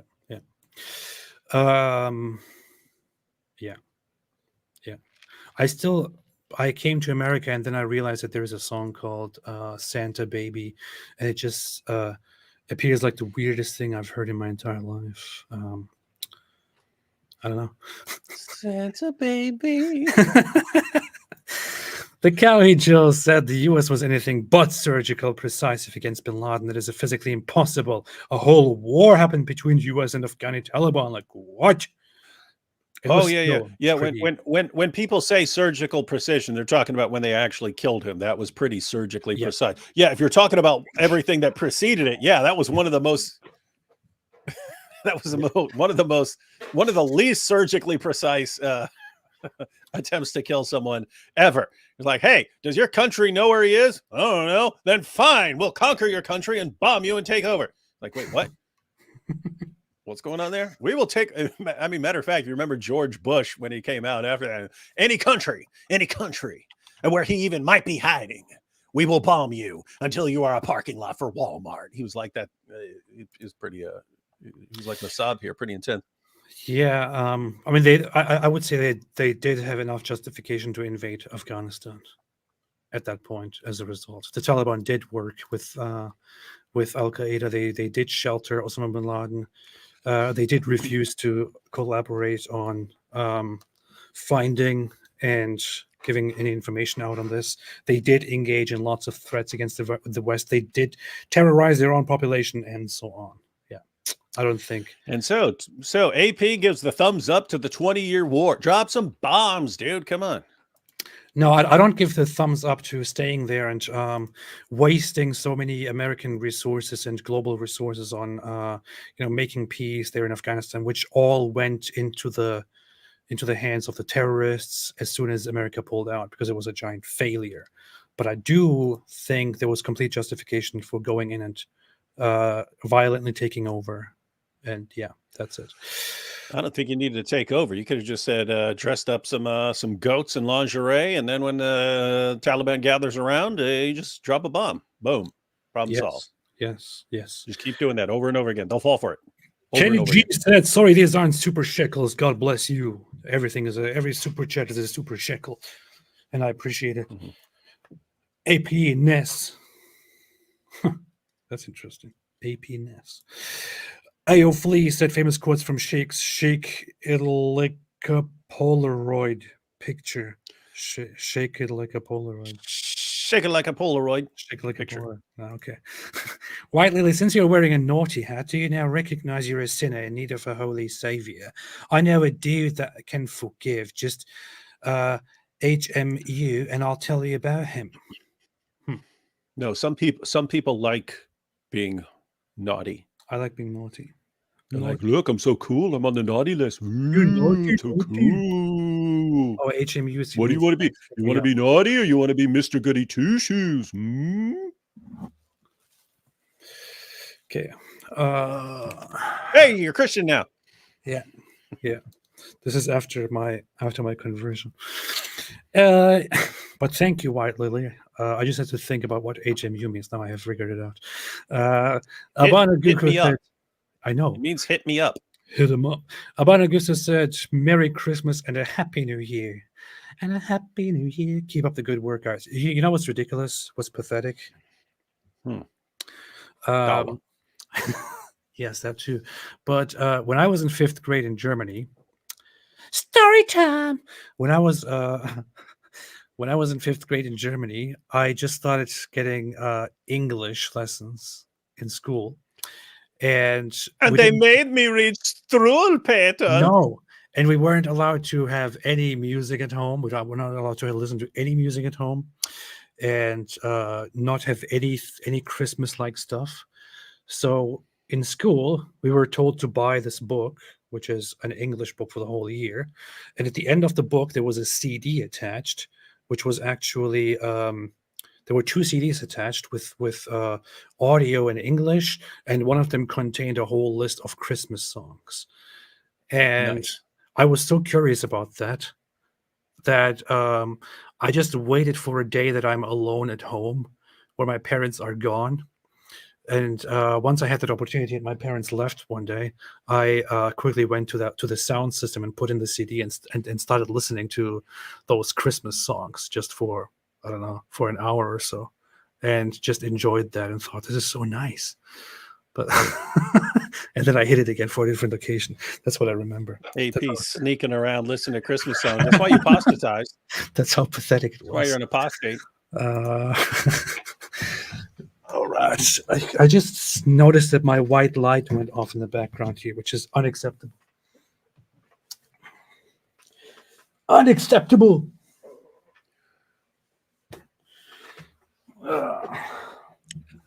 Guys, you know why I don't like Christmas songs? Well, one, the real problem is I'm good with Christmas for like 3 or 4 days, but like they start it right after Thanksgiving now. So like they play all the songs for like a month, and songs just like annoy me. They start to annoy me over if they keep getting repeated over and over again. So anyway, just growing up, they like back then you listen to the radio, and then like for over a month, they play the same 5 Christmas songs over and over again until I can't stand them anymore. But also when people do rhymes that like you're just using a word because it rhymes, like in the first Noel, and it goes, on a cold winter's night that was so deep. Like, deep? What do you mean? The night was deep? What you just said that because it rhymed, right? You just said, oh, deep rhymes. So I'm just going to go with deep. Anyway, stuff like that ticked me off even when I was a kid. Yeah, I have that thing too, where I when I hear something, come up with a good rhyme, that I get sick of it and I don't like it anymore. So Christmas was fun when I didn't have it. The cow he chose says, first, hey guys, another jihad on my wallet. Second, the precise argument is as silly as suggesting that most Palestinians are hostages of Hamas. Yeah. Pretty much. There is no precision possible. If you attack Gaza in response to these terrorist attacks, there is no way that you can be precise in hitting Hamas, especially if those terrorists themselves admit on camera, on interviews, that they hide themselves in tunnels, that they don't care about protecting the civilian population. Yeah, and it's the same situation where you could actually make the argument, and I would completely get the argument that Israel should be more careful or something like that, or more precise or something like you can make that, but this whole idea, hey, just go in there and just get the terrorists. That's not the world that you live in. Hamas knows they don't live in that world. Israel doesn't live in that world. Hamas doesn't live in that. No, the idea that works in your head in the United States of America does not work over there. Yeah. And if you're going to argue against that, just don't rhyme, or David will become genocidal here. Sid Dave said Cenk Uygur claims to be an atheist, advocates for Pales, even though Pales would execute him apostasy. Cenk's identity changes depending on audience. Yeah, Pales are. You can't defend Pales. Tanzil, That's exactly what we would expect from someone who commits genocide daily on his channel, Yeah. the Young Turk. Yeah. Tanzil Muslim said, Farid debunked David's best argument, the Islamic dilemma. LOL, you guys should respond back. Did he? How long ago? I don't know. Wait, he actually tried to debunk that? I want to see that. Well, that's what I'm wondering. Is it like from years ago, or did you just recently? Because that's knowing how stupid his responses are. Oh my god, 2 days ago. Knowing how stupid his responses are, I'm really curious. Oh, 11 minutes. Oh yeah. I mean, that's awesome. That's perfect. It's perfect. It's like he's making his videos a good length because he knows we'll respond. Because that's kind of the correct, 10 to 12 minutes is ideal to go through in a live stream. And he called it David was top argument debunked. That's awesome. All right. Well, Farid, I have not seen it, but we will gladly go through that. It probably won't be tomorrow. We'll probably do something a little Christmas themey tomorrow. One of the best Muslim apologists, who technically, objectively, one of the best Muslim apologists would be behind the worst Christian apologists, or behind the worst apologists of any religion. So, but still, it is something. You have to take into consideration the whole.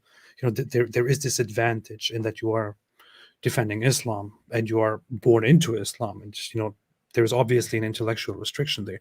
So, still, we respect that, and maybe we could look into this and see what he says. Yeah. Anyway, no, we will. So we'll probably do something Christmassy tomorrow, but then sometime later in the week, or at the very least next weekend or something like that on my channel. Be happy to go through, because believe it or not, I'm actually interested in how they respond to stuff, because the normal stuff we get, but Surah 2 verse 79 and stuff like that is Surah 3 verse 78. That's like so beyond stupid that I'm assuming even Farid knows how stupid it is. And so maybe he's got something better, and I'm actually interested in seeing what he's got. It's also a good study in intellectual disability and stuff. Yeah. Muslims on this show who do not support Hamas and have renounced them. Cenk himself came on the show before, and immediately he's an atheist. So I am dealing with a majority of Muslim countries, governments, an entire nation. Don't tell me about an individual here or there. We're talking about a majority of Muslim people. I'm talking about. I'm only saying that because who fail to take their moral responsibility. Understand, they but fail to take their moral. He completely right here, which is there is one thing that is completely right. Cenk and the stuff that he says represents probably 1% of the Muslim population and how they think.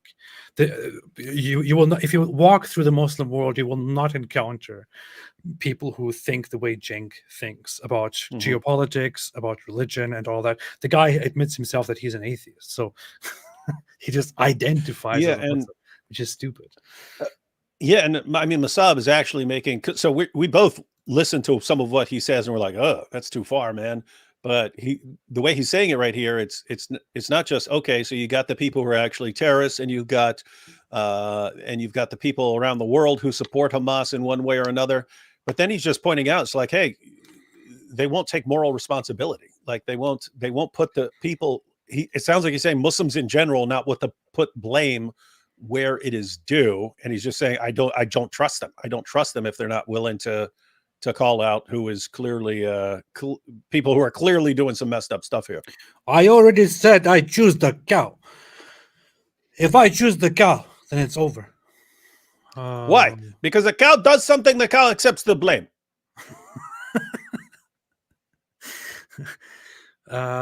Ishaq Ibrahim is one of the intellectually problematic people on here who said, Apostate Prophet, Benjamin Netanyahu support Hamas in secret and in public. Did you know that information? 5 Yes, and Benjamin Netanyahu did 9/11. He did it. And blame the Muslims. Ishaq Ibrahim, I actually did know that there is something that gives some people the impression that Benjamin Netanyahu supports Hamas, which is that he did, despite despite a lot of opposition, agree to let funds from Qatar and other places go into Hamas' hands in Gaza because he believed it is a good strategy to calm them down and reduce terrorist attacks. That's what he did. So insofar, he did, I guess, support Hamas. And yeah, everyone who actually studied the recent history here knows this. So I understand you're trying to, say something important here, but please don't be stupid. Okay.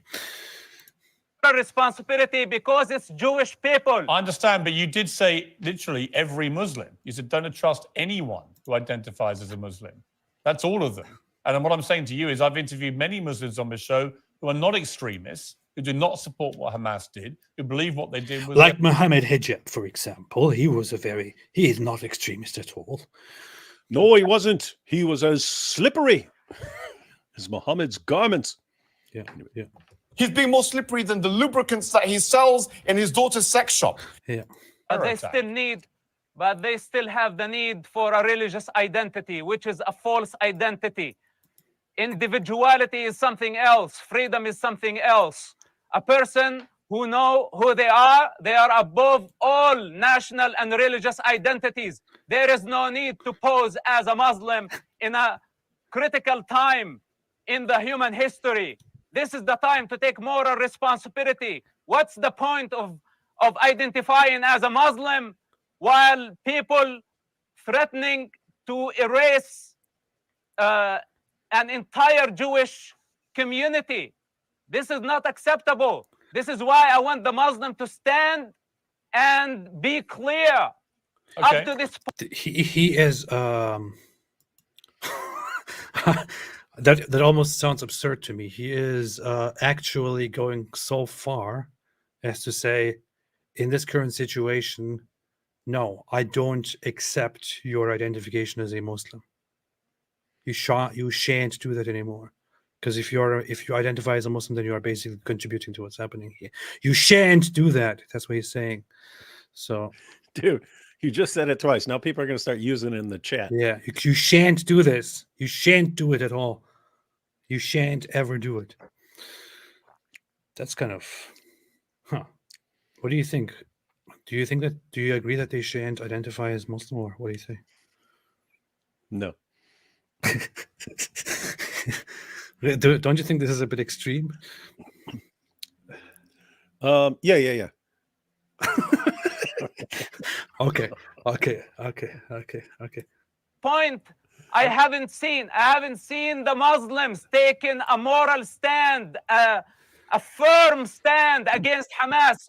You know why? Because they are Muslims.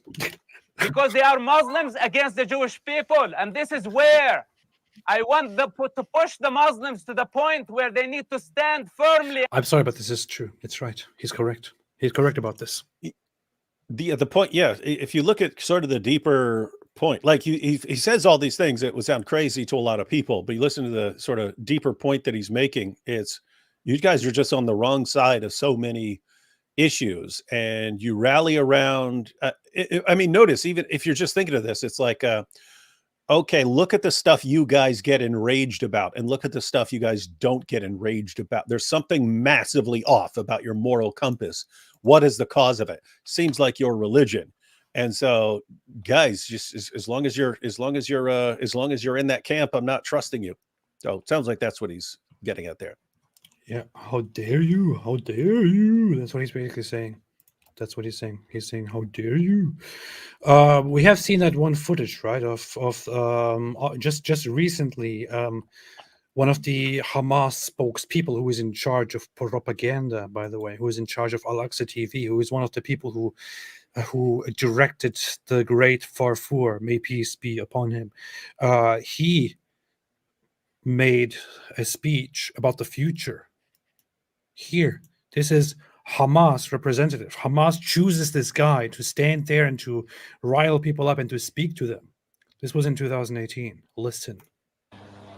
في هذا اليوم وفي هذه التجليات بفضل الله سبحانه وتعالى لنتطلع إلى أمرين مهمين نحن قاب قوسين أو أدنى منهما.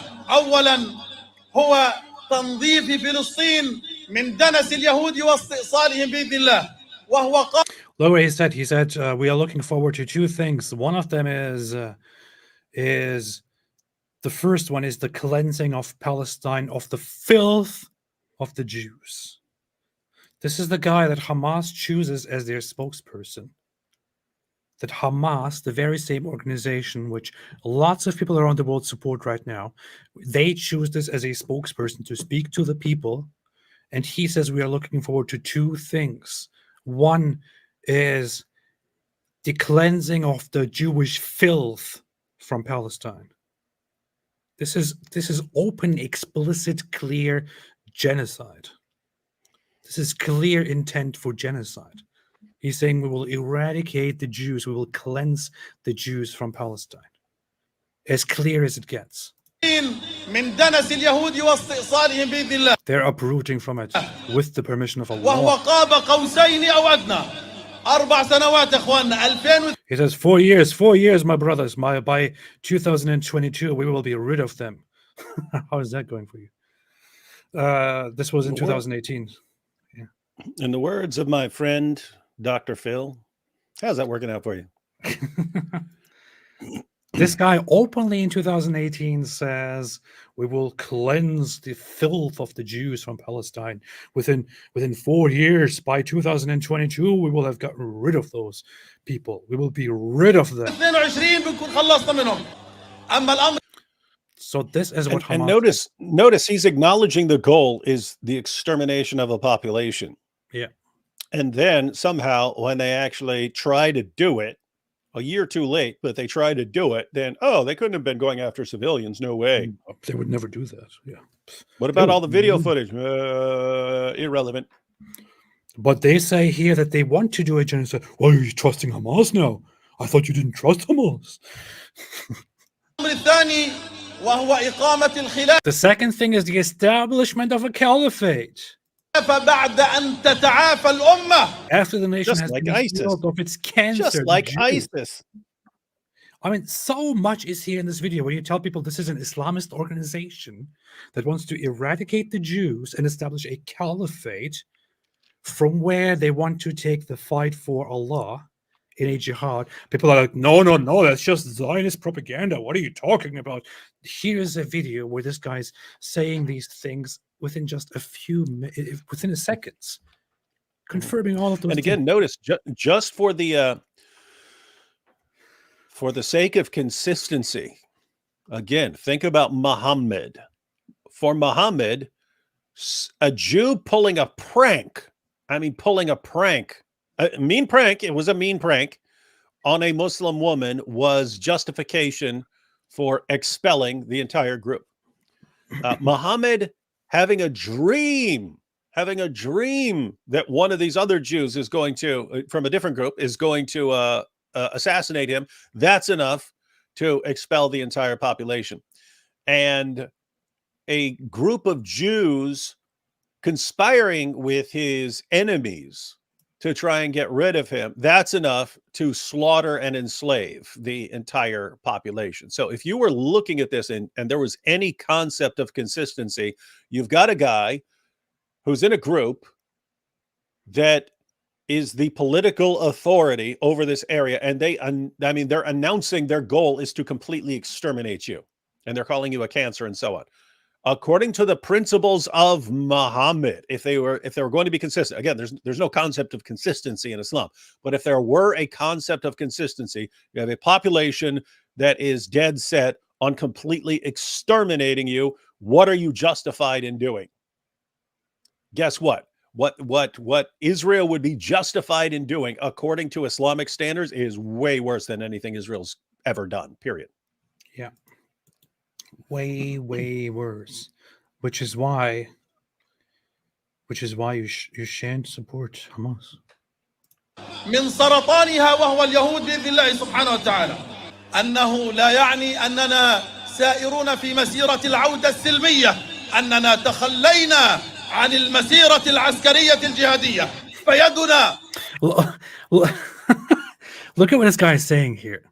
Lots of people complained when this whole peaceful return march happened. The March of Return.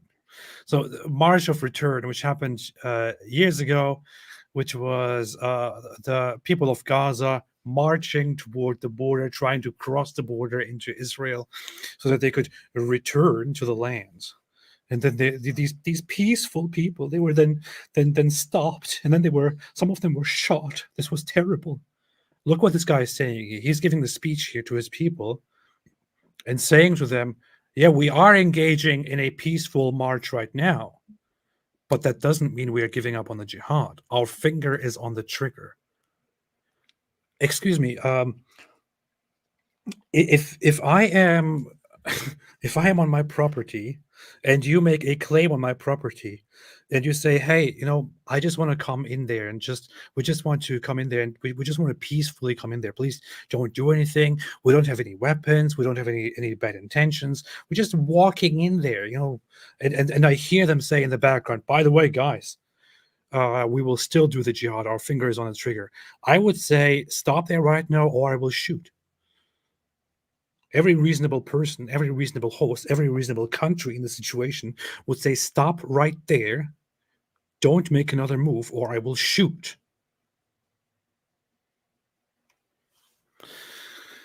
Whatever. Stop but people or my die. mom will shoot. But people die. Why are you killing those people who want to eradicate all of you? And say it doesn't matter if they are Jewish or Christians. A genocide is a genocide and is rejected. Hamas is rejected. I want to see this clearly. Then after that, what is Cenk exactly? What's he? Yeah, does he think they don't want that? What is? No, this guy's lying about Hamas. Even though we have all these videos that I'm saying it, I don't believe that. They're just joking. What is this guy scoffing about and shaking his head about? Nothing. What is he saying here? Let's see. if they are Jewish or Christians, a genocide is a genocide and is rejected. Hamas is rejected. I want to see. What exactly does he see here Hamas is rejected? What a stupid point. Idiot. Don't worry. Once I'm president, I won't be allowing any of this anymore. I really want to talk to Cenk Uygur here and ask him what in the hell he's thinking. Yeah, tell him to join us live so he can explain. Cenk, why we should all vote for him. I invite Cenk Uygur to join us on this channel for a discussion about this Israel-Palestine conflict or Israel-Hamas war. He can also use this platform with almost 3,000 viewers now to advertise for his run for president, for his campaign, and maybe he can get some voters here. Maybe 1 or 2 people can decide to vote for him after they hear him speak here. So please, Cenk, we invite you. Turkish atheists of the world, unite! Man. This clearly. Then after that, I will have respect for the majority of the Muslim people. As long as they fail their moral responsibility, I have no respect for them. Okay. You made your point very firmly there. We bring in Avram. Avram, look, a lot of emotions run very high. Wait, who's this guy? Killed on both sides. It's a horrific situation. I have no idea what this guy's position is. Skullface said, "Why don't you DM him restart?" I could do restart. that. I think you were trying to say restart. So yeah. Why don't you DM him and restart? Why don't I DM him and restart the stream? Okay, I'll do that. I'll be right back.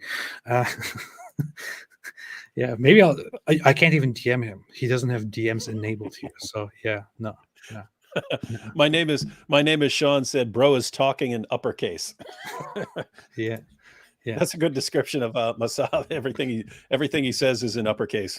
He forgot caps lock open on whatever.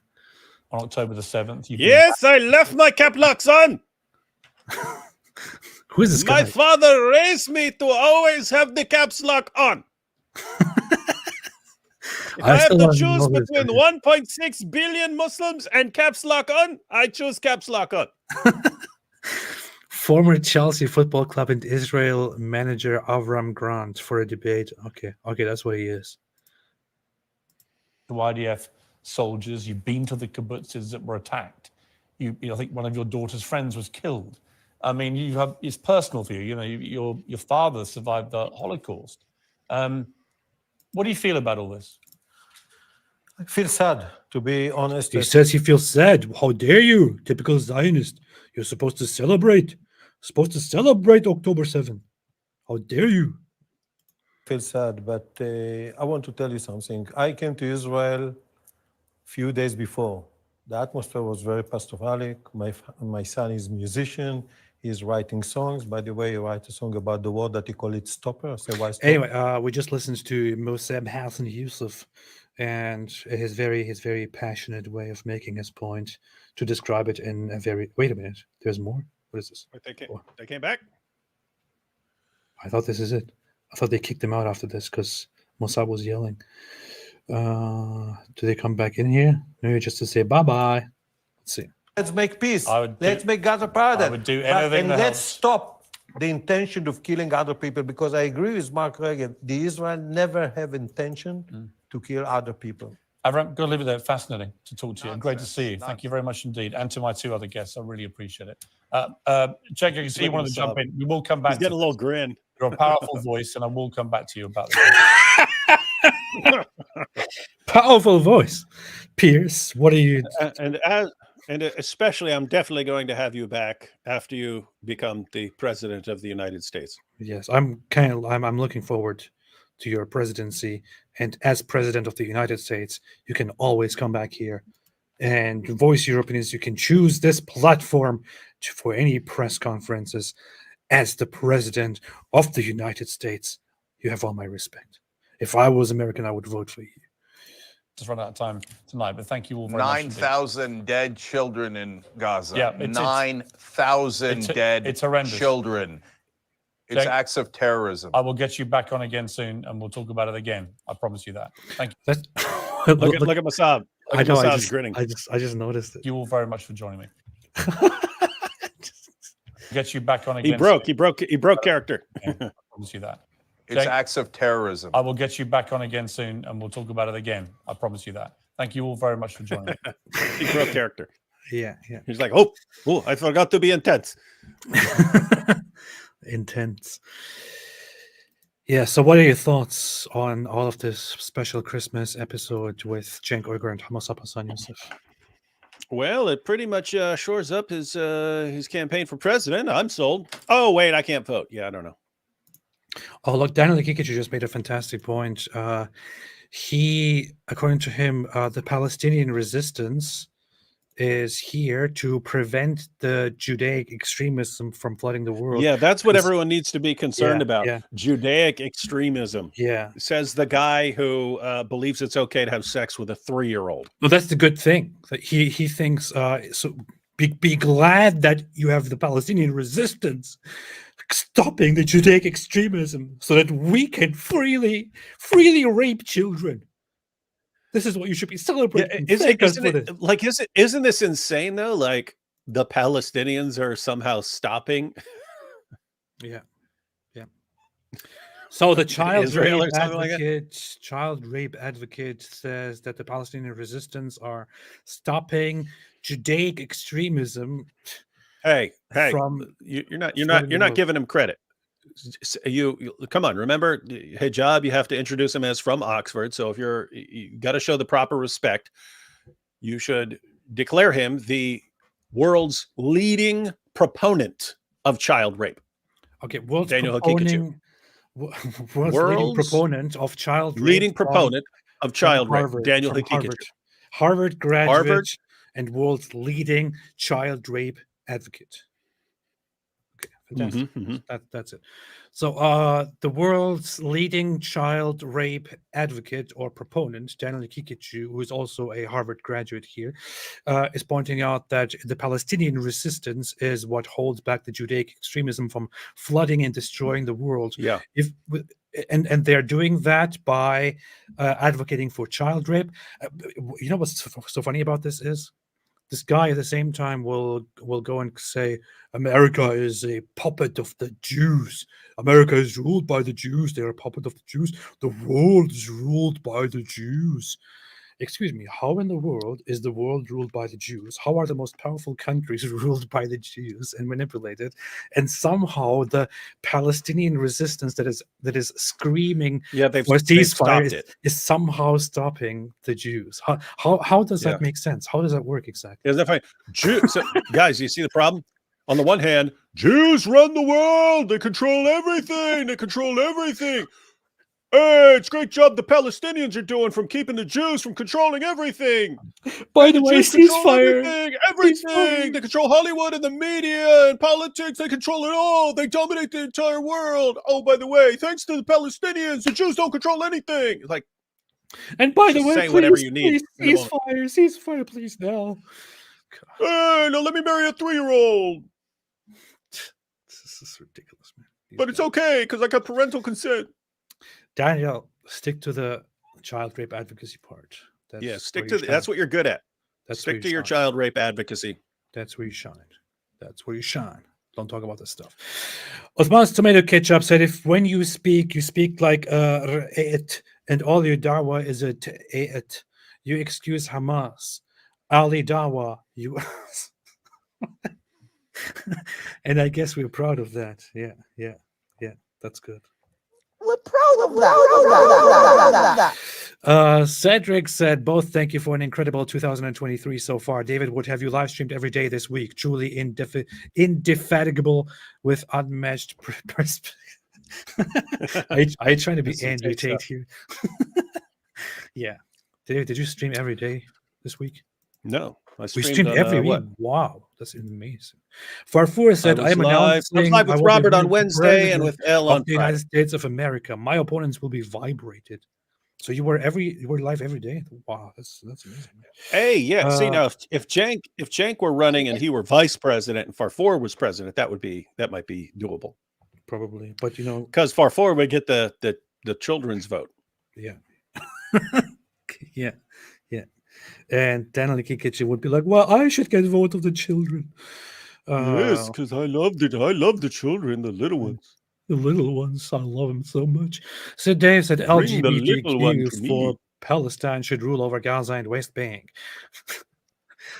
That would be funny if Israel takes over Gaza and says, okay, we're putting LGBTQ for Palestine in charge.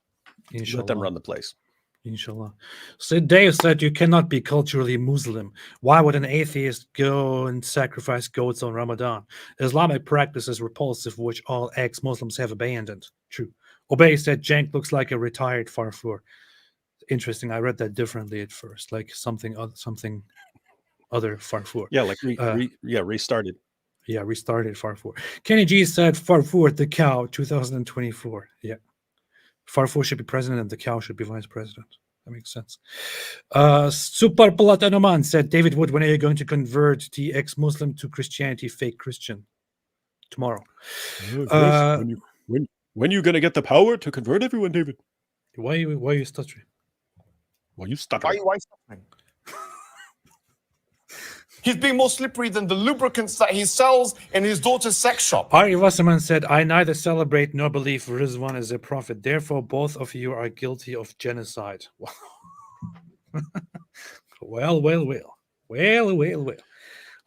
At least we have the appropriate new use of the term genocide. That's nice.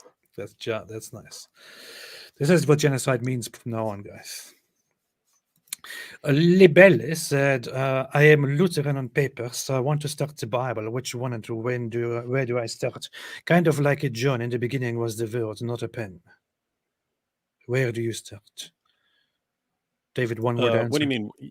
Does it mean which Bible do you start with or which book of the Bible?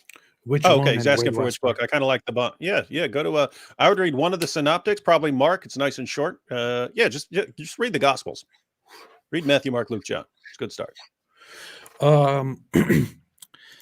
Kevin Francis Riggs made a super sticker, which I can't even see on my screen because YouTube is stupid. Sorry, YouTube. I didn't mean that. Please don't ban me. Please don't ban me. It's actually some some. You called us stupid. You How called us dare stupid. you call us stupid? Dare you? How dare you?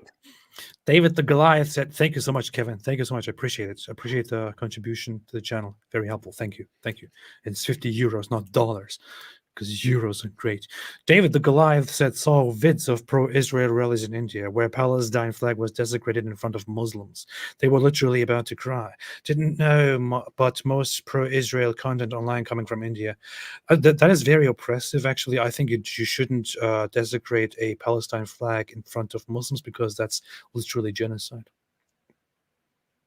Yeah. Joshua Wooden said, "Have you seen the Babylon Bee post? Claudine Gay responds to the plagiarism claims with a new message, and her speech title is 'I Have a Dream.'" Yeah. No, it's funny. They've got that one, and then they've got the one that say people are suspicious about her new book, Larry Potter and the Sorcerer's Rock. Larry Potter. Man. They're just doing that because. But by the way, that whole situation is insane. It reminds me of the situation with Islam, where everyone like just completely changes their standards depending on who you're talking about. But I read some of the examples of plagiarism, and it is the exact same sort of thing that I used to have to deal with when.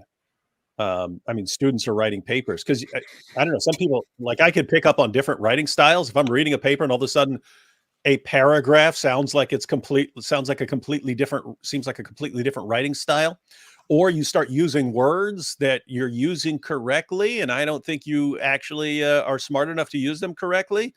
It's pretty easy to just then stick that in Google and see where you're getting it from nowadays. But the fact that any student would be in trouble for what you did, and she's the president and not in trouble, that's just insane. Like, how do you like, I can see it. It's like, hey, we're just going to give people the benefit of the doubt and assume they forgot to give citations for all these things they're quoting. If you wanted to do that, then fine, be like that towards the students. But it's weird to now hold students accountable when the president is not accountable. That is true. That is true. David's knife is cute. Huh. Oh, you have been holding a knife there the whole time. That's interesting. This is actually cool because you can hold it like this and you can punch somebody. Well, my physics said, APG said, I swear I saw it naughty just now. It does say naughty. I don't know what you're talking about. Yeah, what are you, stupid? It has been saying naughty the entire time. It says naughty right there. You see it? Yeah. My goodness. People. Arya Wasserman said, "Are there any jihadis in the house tonight?" There probably are. There's some jihadi cheers in the house tonight. There are. Skullface says, "Shekel slave." Yes, I'm a shekel slave. I talk in favor of Israel and of Jews because they pay me money. We support them for cash. How about that? It's not a mystery. We've always admitted it. There you have it. I support Israel, and I only defend Israel because of money, because of shekel. You can't attack us for it. You can't attack us for it if we admit it. So what? What? If the trajectory continues as it is. If the trajectory continues as it is. Yeah. Let's see. Beautiful. Nanny Poo Poo said, "Beautiful machete AP, so shiny. Is that for a jihadi shows up?" No, it's actually for circumcision. Misha Margolin said, "Really thankful for your support, AP and David Wood from an IDF soldier." Oh, nice. By the way, my sister is the Mia Khalifa from the Gaza Sky is Black song of Eric. Really? Are you kidding me? Oh, that's those guys who did the parody song with where they're like living like kings. Oh, that's funny. That's those guys who did that. Well, I just played our song back to us. If I had done it, I would have had like a dude playing that role. You know what I mean? That's nice. All the best to you, Misha, and hope everything is going well. Shout out to all the guys who are out there defending and trying to finish this criminal terrorist organization. Seriously. Very, very brave and very good. We're talking about this video here. We're not talking about actual Mia Khalifa, just for those who have missed it. The children of Gaza are suffering. They have no food or medical supply, but you can help. Please open your heart and make a donation by clicking in the link below. She's Shukran a good actress and because that's exactly how those videos sound, you know.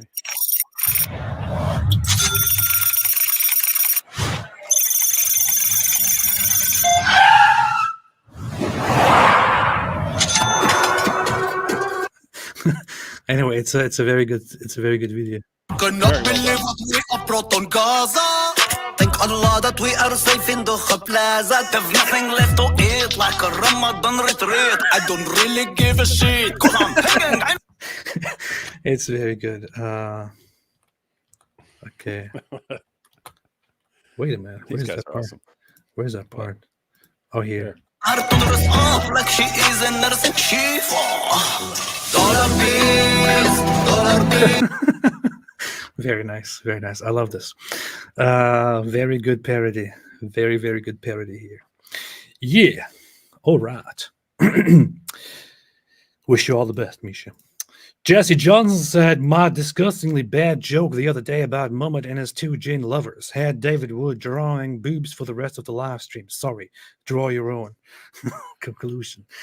I wasn't drawing boobs. I was drawing Venn diagrams. AP's perverted fans keep thinking they're boobs. Oh, look, boobs. Yeah, 2 round things must be boobs. Everything that is around is boobs. Yeah, my favorite song, Haha You See. Somebody said, where is Allah? Allah is under my feet at the moment. He's hanging out down there. So Sahih Muskris said, Merry Christmas, everyone. Stay jolly and stay away from Islam. Indeed. Indeed. Stay jolly and stay away from Islam. Yeshua the King said, IP thinks the Trinity may not be compatible with classical logic. Well, David would debate IP on that topic. Or would David agree? I would have to see his stupid position. Awesome. Swiss Apologetics said, if I had to choose between voting Jang for president or a cow, I choose the cow. It's good. We need a clip. We need a clip of Mosab saying that, though. I have to choose between Jenk running for president and a cow. I would choose the cow. I choose the cow on my soundboard. I choose the cow. Wait a minute. I was just looking. Somebody asked about Destiny. That brings to my mind something that Destiny just did again the other day. What? When he was okay, so Destiny, what he did, maybe we should react to that actually. He enraged lots of people and got death threats by speaking to Aiden Ross, who is that guy who sniffed Andrew Tate's chair after he got up. Andrew's crotch sniffer. Yeah, who sniffs Andrew's Andrew Tate's ball sweat sniffer. Guys, that's exactly what he did. We went through the clip a long time ago, but yeah, Andrew Tate got up and walked to the bathroom and Aiden rushed over to sniff his ball sweat off the chair. Yeah, so Destiny was apparently live on some panel with a bunch of people, including Aiden Ross, and he said something about Islam and Muslims, which then really angered Aiden Ross because he also, for some reason, just jumped on the whole bandwagon of Islam is currently the cool thing among us tough guys. Therefore, I have to defend it. So, and then people started sending threats to him and all that about this. Hang on. Can you imagine? Can you imagine if Aiden were around Muhammad and like Muhammad gets up and Aiden's like, oh, let me swift Muhammad's ball sweat. He's a real top G. Prophet Muhammad sallallahu alaihi wasallam, please get up. And then there would be all these hadiths about and then Aiden sniffed Muhammad's ball sweat and it smelled like musk. You know, notice they always say it smells like musk. Like everything, his sweat, his feces, it smelled delicious like musk. It smelled like perfume. It was reported by Aisha, who narrated by this and this, that Aiden Ross sniffed the balls of Muhammad and it smelled like something good. I don't know. Yeah, guys, we want to be clear. We're not trying to be creepy here. That's who you're dealing with, right? Aiden ran over went to sniff a man's where a man's balls just were. He wanted to sniff it, and that's exactly the sort of thing that makes you would make you one of Muhammad's greatest companions back in the day, because they're creepy like that. Yeah, yeah. They're always like, oh, he spit. Let me gather it and rub it all over my body. Oh, he's bleeding. Let me drink it. Let me smell his feces. What is his feces smell? No, we don't worship him. We don't worship him. We just want to smell his feces. I just smell want how to delicious smell it his seems. poop. I just want to smell his poop. Or his beliefs, though. That's so stupid. Like anyway, I was looking for a video where he recently said some really harsh things about Muslims, but I'll get back to it maybe later. If anyone has a clip of him just recently talking about how Muslims are on the internet, and can link me that, my wife probably does. I'll probably show that here because it was funny. I was laughing about that. Ari Osman said Douglas Murray versus Andrew Tate would be snuff porn for normal people. I can't imagine Andrew Tate actually. Wow, I don't know. He would be destroyed. Abba Zairuddin said, "Hi, Happy and David Wood. Merry Christmas. Thank you for your work. Question for David Wood: what did Jake do to deserve your wonderful Star of David?" Oh yeah, you can check out the video about Jake. That was like a couple months ago or something like that. I really like telling people that there's going to be consequences for their actions, and then like not doing anything for a couple months so they think it's not going to happen, and then just out of nowhere it starts happening. But Jake basically challenged me to debate, and I accepted. Then he backed down. Then he challenged me to a debate, and I accepted. And he backed down. He challenged me to debate, and I accepted. And he backed down. And he challenged AP to the debate, and then AP accepted, and Jake backed down. And then Jake runs to his fans and says, AP and David, or no, I think he was just talking about, hey, David Wood is a coward. He won't debate me. And it's like, I agreed to like 4 debates with you. You back down from all of them. And then you run to your fans and say, David Wood is running from me. He's running from me. So anyway, I told him there are going to be some consequences of that. And I told him he's getting a couple episodes of Muhammad's Boom Boom Room and a Koranagami lesson. So he just got the Koranagami lesson this morning. That is on Act 17 Polemics channel. But yeah, I'm the first person ever. I don't know why, but I'm always fascinated by being the first person to ever come up with something. But not only did I invent the sacred art of Koranagami, I am definitely the first person to ever make a Koranagami Star of David Christmas tree topper. Never been done. Never been done until now, until today. That happened today, or early this morning. I did it early this morning and then posted it early this morning on Twitter, and then L posted it over on Act 17 Polemics. Alhamdulillah. Powerful stuff. Destiny, this is kind of stuff that he posts right now. Religion of Peace, he says, with a bunch of emojis attached here. Getting messages from guys who say, your kid is an ugly little faggot. Hope his school gets shot up and he gets killed. Hope he dies and hope you don't have to live with the... Hope you have... I don't know. Stuff like that. And he's like, religion of peace. This is again perfect behavior by the Muslims who respond to disrespect by him with death threats, including direct threats and insults against his child. So perfect. You're doing a perfect job. Perfect job. This is exactly how you win people over. Exactly how you win people over. Exactly how you make people think nicely about you. Yeah, you know what's interesting is this the stuff we've been getting for a long, long time. We've been getting stuff like that for a long, long time. And now other people are becoming interested in Islam for one reason or another, and then they're finding out what Islam is really like. Look at this. Look at this. They even had their own flag.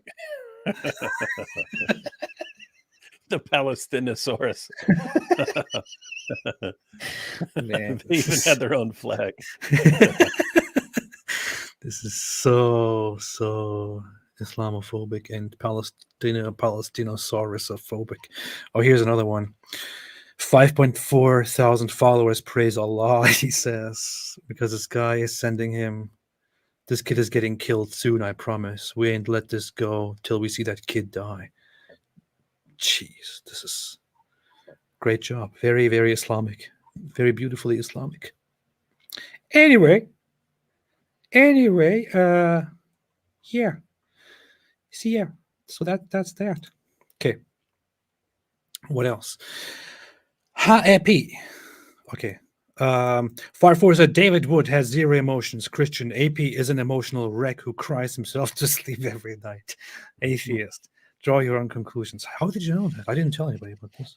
It's true though. Nanny Purple said, I love DM, but seriously, he did too much ad hominem, interrupting mind reading. It was funny but lacked substance. You like direct messages, but you think the direct messages did too much ad hominems and interrupt. No, it's talking about Douglas Murray.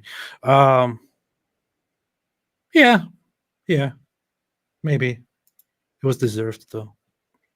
It was deserved. At least he didn't go and say stuff like You're finished already. Look at me. Look at me. You know you're done. You know, as long as you don't do that, it's fine.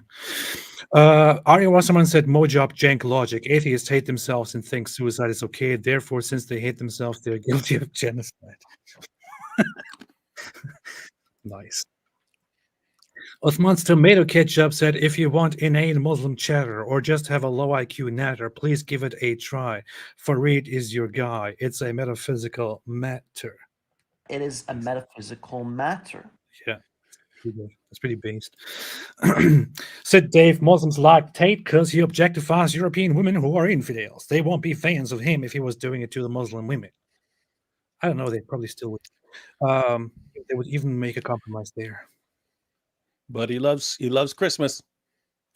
Because there's also a recent interview of him where he, by the way, praises the Bible and says it is full of truths, and it's true. I've heard about that. I've heard about that. I haven't seen it. We might want to recap that one day. Yeah, we haven't talked much about Tate in a while. We might have to do an up-to-date Tate. Just bring everyone up to date on Tate. Instead of maybe we'll get Murdered by Crayons or one of those channels. Instead of talking about that, instead of watching that stuff which is important, you're sitting there watching Netflix, which is why you're not getting into these things. You're sitting there watching Netflix. Yosei Kenner said, Mosab, you won't be president, Jenk. I choose the cow. Joshua Wooden said, did Murray make Jenk his dhimmi? Douglas Murray, I don't even know if you leave your bedroom. Murray confirmed why he's my favorite atheist. I am your favorite atheist. Stop it. How dare you? How dare you? It's fun. You know it's funny though, because normally you insult someone like that. You say get out of your mother's basement, right? You say get out of your mom's basement. That's what you normally say.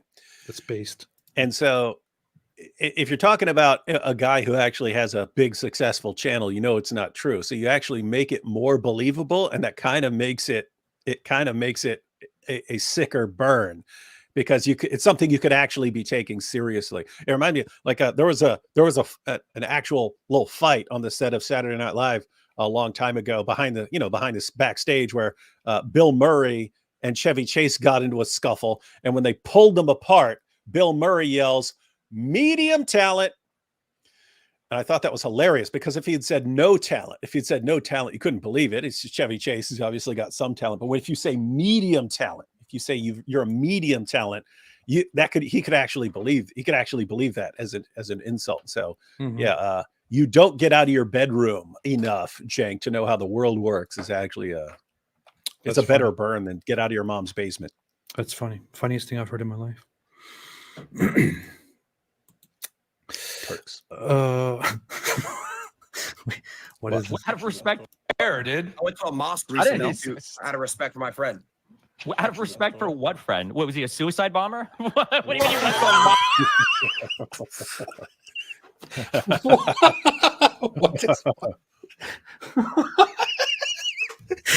what? Destiny, what? That's crazy, bro. Yeah, I'm not gonna lie, bro. You're gonna die, bro. Yeah. Fuck. Did he just say you're gonna die? It sounded like Aiden rolled in and said you're gonna die, dude. Yeah, this is one of these ones. One of these ones. Like I said, bro. Everyone's used foul No, it's language. not that. Here. It's not that. It's just when you disrespect people's religion, it's really, really ignorant. You know. Why the fuck? You're not even religious, bro. That's the biggest LARP I've ever heard about. I respect my friend's religion. I said I went to a mosque to respect my friend. I don't even know your friend. Why would I respect his religion? But you just said something about a suicide bombing joke. I don't know your friend. Why would I respect his religion? That's funny. Is that really? Is this it? I mean, is this why Aiden lost it, and I don't know the background. I don't follow these conversations, but if this is really it, then well, it's all just stupid to begin with. So hey, we're gonna say something about Muhammad. Oh, you need to respect the religion. Okay, Muhammad didn't respect other people's religions, so why should we respect him? Was Like, your why is it friend okay for him? suicide bomber? That's typical Destiny here. K-pop palettes, Fonzela said, do Jews have 3 eyes since they wear tefillin? Because it's the leather strap. Yes. Yes, they Yeah, do. there's a strap with the little box. Yeah, they Yeah, call them yeah. phylacteries. But yeah. 3 eyes. What are you laughing at? Are you laughing at Destiny or are you laughing at the 3 I'm eyes? still laughing at Destiny. Like, what his response there? It's just typical Destiny. There, dude. Just go ahead and play it. I didn't You know. want to play it again? Out of respect for my friend. Out of respect for what friend? What was he, a suicide bomber? When you went to a Mosab. That's crazy, bro. And then the laughing too. Anyway, not funny. It's very disrespectful. Nanny Poo Poo said, already read it.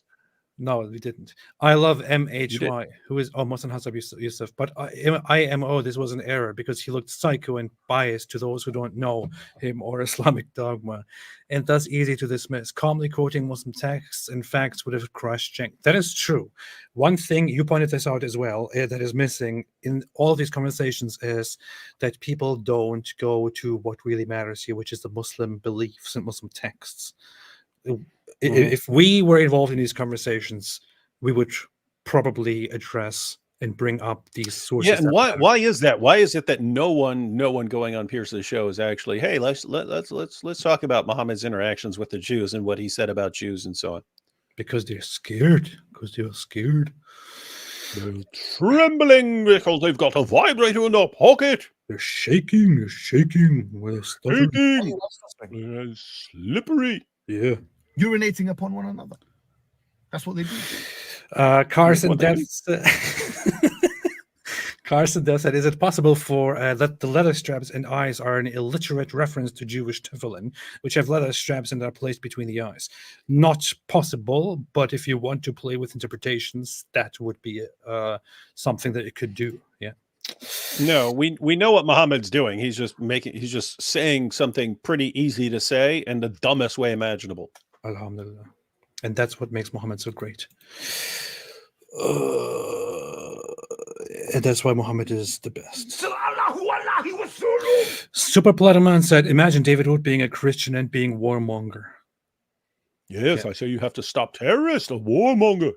Smiley said, gifted 1 Apostate Prophet membership. 1. Wonderful. That's good. That's good. Very nice.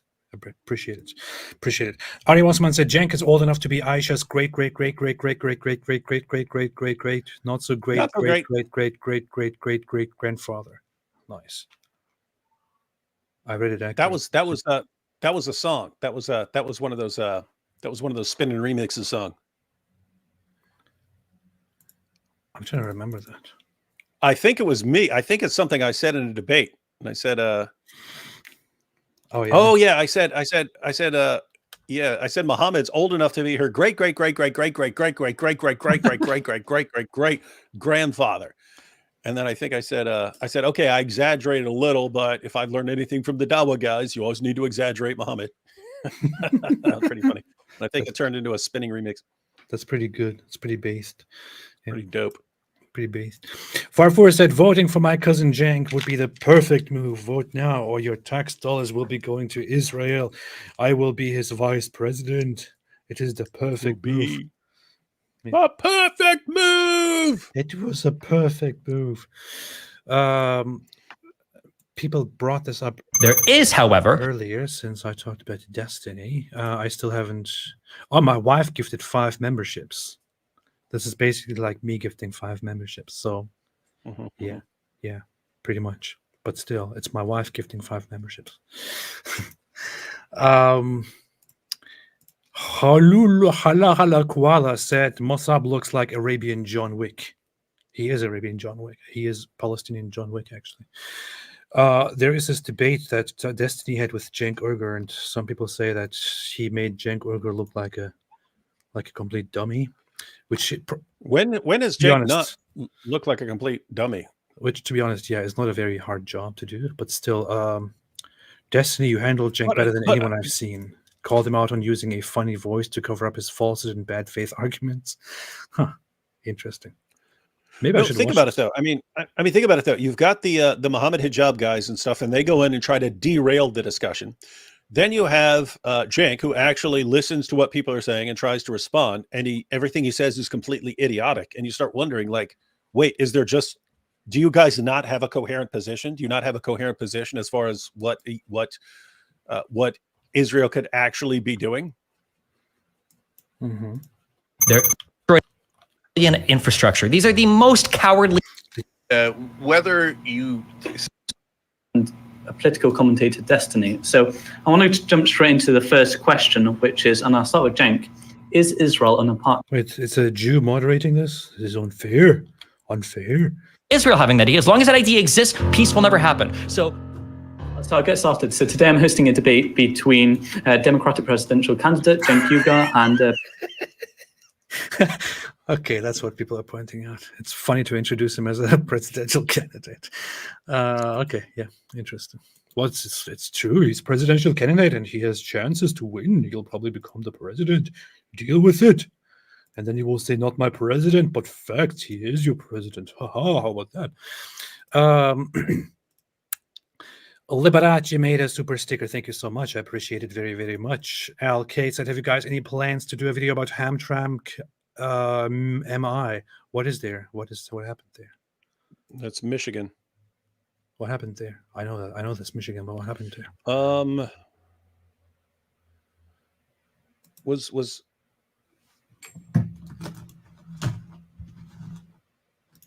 I'm trying to think of what happened there. Uncle Cenk for president. Hey, a stretch of the street there is being renamed Palestine Avenue in solidarity with Gaza. So stupid. Yeah. I don't know. Oh, yeah.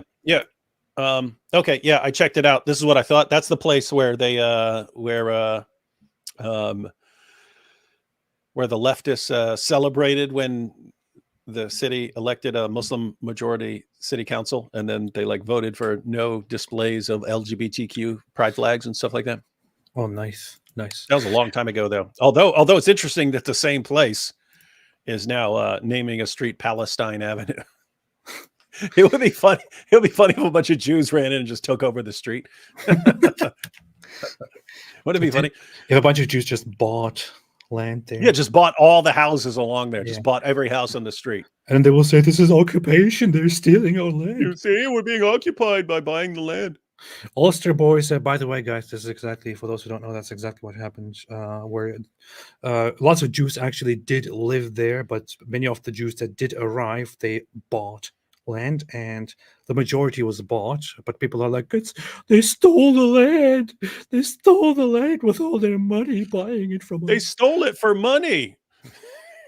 Can you imagine that? You go to a store, you buy a loaf of bread, and you pay for it, and then later on, they're like, "Oh, you stole that bread." I didn't want to sell it. I didn't know you were all going to buy bread. I didn't know you were going to take it and keep it. I didn't know you were keep it. I thought you were just going to give it back. It's my bread. I made it. Ulster Boy said, I don't like Destiny. This is literally genocide, and it's literally genocide here. Shame on you. Shame on you, Ulster. Ori gifted 5 memberships. That's very nice. Making more members here soon. We will be big enough to take over the nation and turn this into a big cult. Daniel's laptop said, Douglas, leave your room, Cenk. Jordan Peterson, but clean it first. But clean it first and get a pen pal. Yeah. Get a pen pal. Yeah. How about no? Then here's David again flashing with his 50 memberships. Look at this. Someone gave 50 memberships. Must be the most generous. Oh, that's me. He bought 50 memberships. This is occupation. This is occupation. This is stealing. He's stealing all the memberships.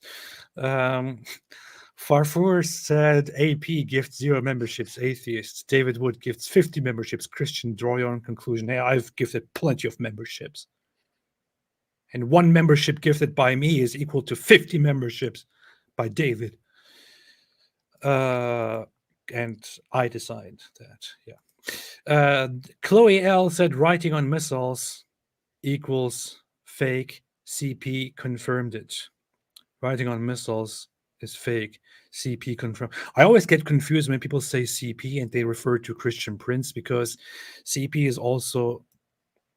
Anyway, I'm not going to say it. The cow he chose said David is right. It was one commander who pushed it. Yeah. I don't know what, but yes, you're right. Improvised. No, that was. I think that was back when we were talking about killing the 3 hostages. I think she's saying that it was actually a commander who did that. I'm not laughing about the 3 killed authors. I'm laughing about some people. Yeah, you think that's funny because you're sick atheist. Anyway. Yeah. Riker said CP is cuts to Daniel Pikachu. CP is also what Mo had. CP is also Daniel friendly content. Yep, that's exactly what I meant by CP. Anyway, improvised stories say I used an AI art generator to create an image of Mo. He came out whiter than I am, and I'm pale enough to moonlight. That is true. Yeah. Pretty pale. Prashy Prash said, David Wood, AP, what do you think of Netanyahu IDF comparing Gazans to Amalek? Are you okay with it, or you think it's fine? What if a Muslim used Quran verses? So, what? Yeah. Imagine a world where a Muslim used Quran verses. Wouldn't that be messed up, David? Oh, totally. What if a Muslim said, it's soon we will fight the Jews and kill them, and trees and rocks will say there's a Jew behind me, come and kill him. Can you imagine if Muslims said that? This would be unacceptable. Yeah, that would be weird, man. That would be creepy beyond belief. Unacceptable. Anyway, now first off, Netanyahu is becoming increasingly unpopular in Israel especially since October 7. I personally don't think that he's handling the situation very well, especially with his commentary on some of the things. That said, the speech that is being referred to, what he did say is, remember what Amalek did to you, and he made certain other references to appeal to a religious population, secular population, and so on. Did he say at any point that they are intending to kill the enemy altogether and completely annihilate them? No, he did not. Is the reference of Amalek always understood as an intention to commit a genocide? No, it's not. It's not even taught that way. And we went through that extensively with David on his channel several months ago, I believe. Insofar, no, I don't think I have a big problem with it. If they did say we will deal with them exactly the way we dealt with exactly the way it was dealt exactly as Amalek was dealt with, I would say, oh, okay, that sounds problematic. But they explicitly did not say that. You can tell they certainly don't believe that, because I mean they could have done that at any point. We pointed this out. If this were an actual genocide, they would be handling this thing very differently. Yeah. My wife said, "A Malik is my dentist." Yeah. Improvised stories said, I already read this, man. Why are you making me read it again? Strawberry Sunshine Lover said, Corey Jill Schuster interviews of Palestinians shows they're ignorant, brainwashed, even of Islam. Please react to their street answers. They are very interesting to watch. It would be hard for me to react to them live here. Maybe I could do that sometime during the day. But they are of great value, and there is a lot to see there, which also shows that Palestinians are not the very people that in the West people often claim they are. Gypsy Little became a YouTube member. Welcome to the club. You are now part of the cult. Who is Amalek? Said Sir TDS. Amalek is some guy. He's a friend of mine. Flame of Prometheus said, search GB Akasan Your wife's dentist. That's true. It's my wife, dentist. Power Arabisca for the video of Swedish anti-immigration party leader speaking to Muslims in Arabic about problems in Sweden. I'll check it out. I'll make a note. I'll check it out. Dalmos said, reminder, both Palestinian Authority and Hamas released a public memo in support of China's genocide of Uyghurs, fellow Muslims as counter-terrorism. Yep, they were supportive of China when the news of the genocide of Uyghurs was coming out. She was 9 years old, said Murray destroyed that chunky yogurt. She was 9 years old. Have a Merry Christmas, AP. David Wood and all of you. It was the perfect move. Thank you. Thank you. Thank you very much. It would be funny if this person was actually that person. That makes me... I had some stuff I wanted to cover on my channel tomorrow. It might be funny to do an all Douglas Murray show and call it a Murray Christmas. Nice. We might need to go live on Christmas just to have a show called a Murray Christmas. That would be a perfect move. That would be a perfect move. AP said, I think Mosab Hassan's leather straps might be too tight. Man can't blink. That's a good theory. Pig sitting in Muhammad's mouth said, you guys are sounding very Muhammad-esque lately. We are. How dare you? How do you have a problem with it or what? Cedric said, Cenk, the Muslim mathematician. That's good. Chloe said, let's all conclude as I suspected. Overpopulation is the cause of many woes. Too many children per family, exponential growth, fighting for land, resources. Look at the horde in Gaza looting aid at trucks. Huh. That's a good theory. I don't buy it though. I don't buy your Ella. PM Egyptian Prince said, why West Christians support Israel? MENA Christians support Palestine. Disgusted by Israel. How can be Christians support evil? Israelis, Abraham, we're not from area. What they did to the native people is pure evil. It would be very much easier to read if you wrote with, like leaving space, using punctuation and doing this properly. Nevertheless, we are not from area. Abraham, we are not from area. I don't even know what that means. At first I thought we did to native people is pure. I don't know what you mean by native people, because there is no native people there in the strictest sense. So I don't know what this is supposed to communicate, but yeah. It's pretty incoherent. Yeah. Altair Ibn Lahad said, you can tell Farfour's death traumatized Mosab. It definitely did. I think that's why he became a spy. Hey, that would be funny. Since Farfour taught everyone to just blame Jews for everything, it would be funny if like you catch some of these jihadis and the Hamas jihadis are like, we had to avenge Farfour. Yeah. And they can all claim they got PTSD after seeing his death on TV Saturday morning. Here's another one who can't handle the fact that Farfour is dead. Farfour says, for the last time, I'm not dead. Yeah, that's what a dead person would say. Sam D says, please pray for Catholics caught in the crossfire at Holy Family Church in Gaza. Thanks to David and AP for all they do. Merry Christmas to all. Yeah, it is unfortunate that there are people who have to suffer the consequences of this Hamas brutality. Yeah, they need to get up out of there. Should have gone out of there a long time ago. There are only like 1,000 Christians left in Gaza from a very high number that lived there in the past. And I don't know, they should have gone out, just should have left that place a long time ago. Farfour said, AP Turkish atheist David Wood, 2.7% Jewish Christian. Draw your own conclusion. Yeah. According to one of those tests, I'm 12% Jewish, which is complete nonsense. I don't believe it. Yeah. So that's the first one of those points that people make is that's actually been refuted, because you're actually more Jewish than I am. I am a Jew. Carson Death said, Mosab looks like Ahmed the dead terrorist puppet. SSG Dude said, shekel, I kill you. SSJ Tud said, shekel for you, but I won't be able to clean my leather strap this month. Don't clean it. Just don't clean it. Leave it as it is. But thank you for the super shekels. I appreciate it.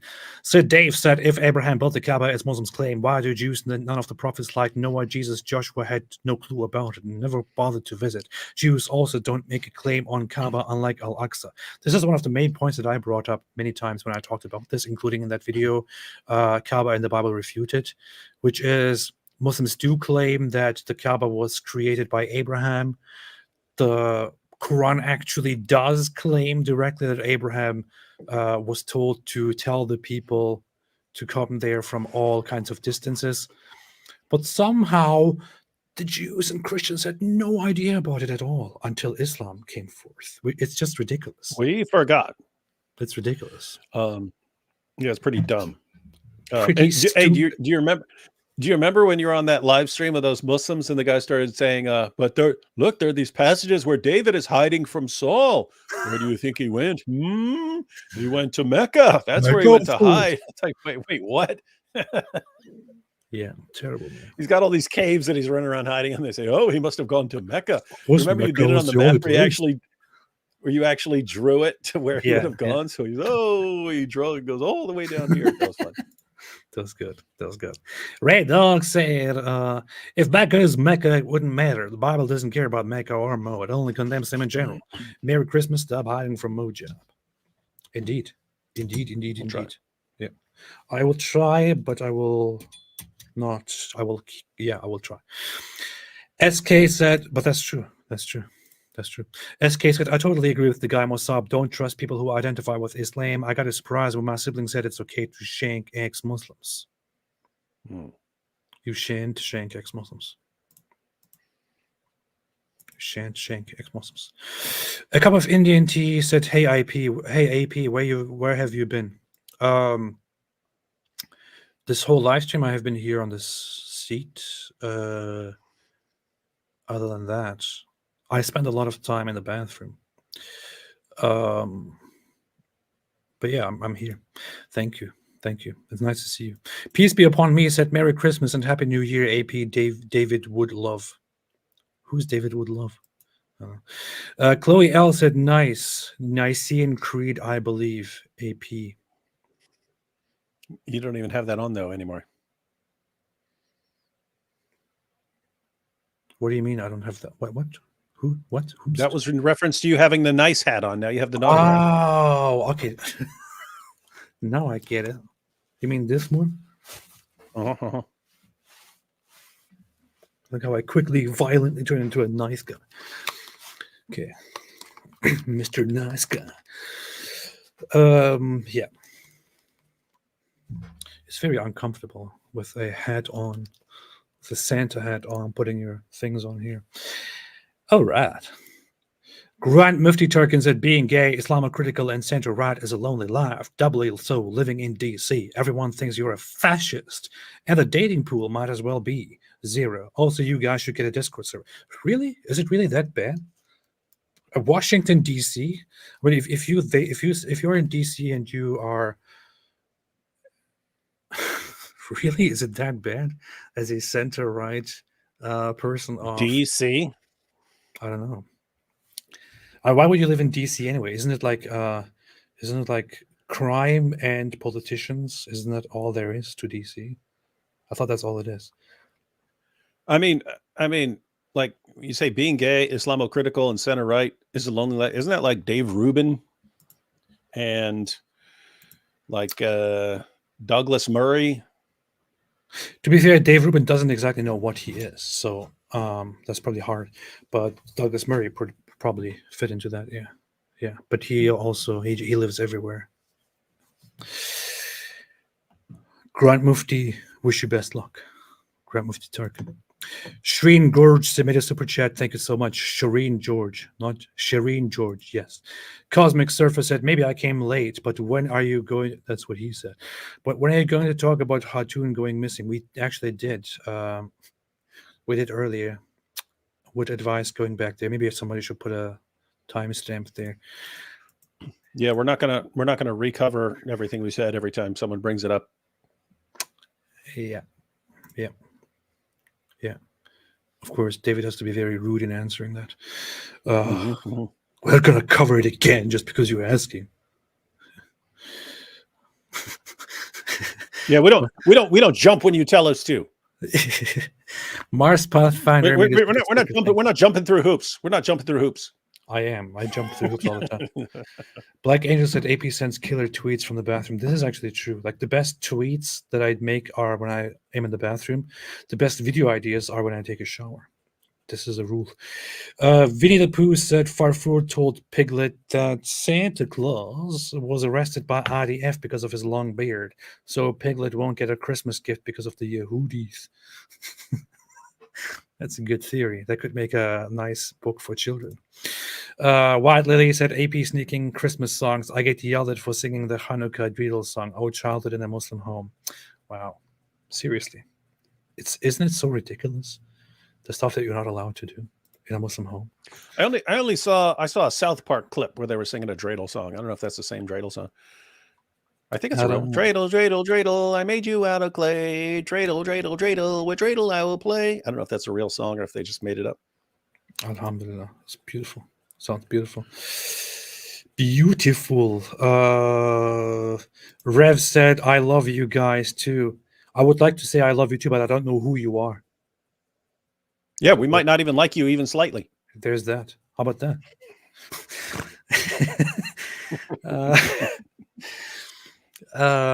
Cornelia said dumping tweets. Exactly. Yeah. Jason Milton said love AP and David. So David is this part of the New World Order plan with Iran, Hamas, Middle East to provoke end-time war with Middle East, Russia versus European Union, USA? Yes. Everything is always the New World Order plan, I would say. Yeah. David, what do you say? No, I have pointed out before that a lot of the Ummah is feeling pretty desperate right now, in the sense that apostasy rates have been growing like crazy, and they're looking at it saying, we have to act right now. We have to make everything happen right now, because 10 years from now, if the apostasy rates continue to increase, we've seen it. We've seen it a million times. They're saying, hey guys, if we don't do something right now, there's going to be an avalanche of apostasy that we can never recover from. So their attitude right now is it's now or never. And so, yeah, people are doing, I'm not thinking in terms of New World Order stuff. I'm just thinking in terms of jihadis and wanting to form alliances to do some sort of last ditch effort to rescue Islam from crumbling from within. The plus side is if they fail, where are they going from there? I don't know why people have a problem with New World Order. I personally love New World Order, and my problem is it was a wrestling thing.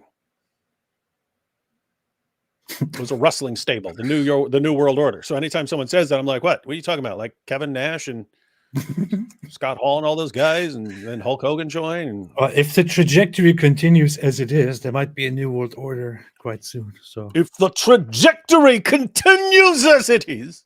Yeah. Philip Ludi said, you're insane, AP. What do you mean? What do you mean? What do you mean? What do you mean? New World Order is a good band. It does sound like a very good band name, actually. Mark J said, Jesus, the eyes are lamb to the body, concerned with the quality of your soul. Muhammad, the eyes are the letter strip of the anus, concerned with midnight farts. Draw your own conclusion. Cosmic Surfer said, David Wood, you claim to be friends with Hot and Tosh, but when are you going to talk about how she has been missing for over a month? How dare you, David? When are you going to talk like you did at the beginning of this live stream? I didn't hear it. How dare you talk when I'm not hearing it? I came in late. How dare you? How dare talk you? about it when I'm not here? How dare you? Drake Shame on you. Dorish said the American egalitarian constitutional restrictions make it impossible to even discuss attacking any religion, so it can't defend against religion either. There's a blind spot in the analysis. That's true, but yeah, I think, yes. I guess there is a place for that, and the place for that should be where citizens come together and talk about it openly and directly in open platforms without being censored and restricted. Personally, I would say government members should definitely not have shouldn't be the ones talking about the religions.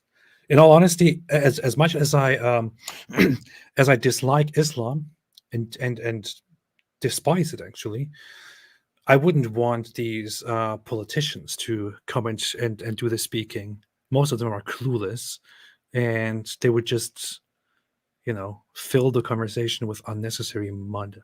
They should leave it to those who actually know. Like David Wood here, who is the most informed person in the world when it comes to Islam and everything else. Zayd gifted 10 memberships to everybody. Fantastic. This is very nice. Very good. You have contributed to increasing the size of our cult. SK said, David Wood said Sunan Abu Dawud 3 times.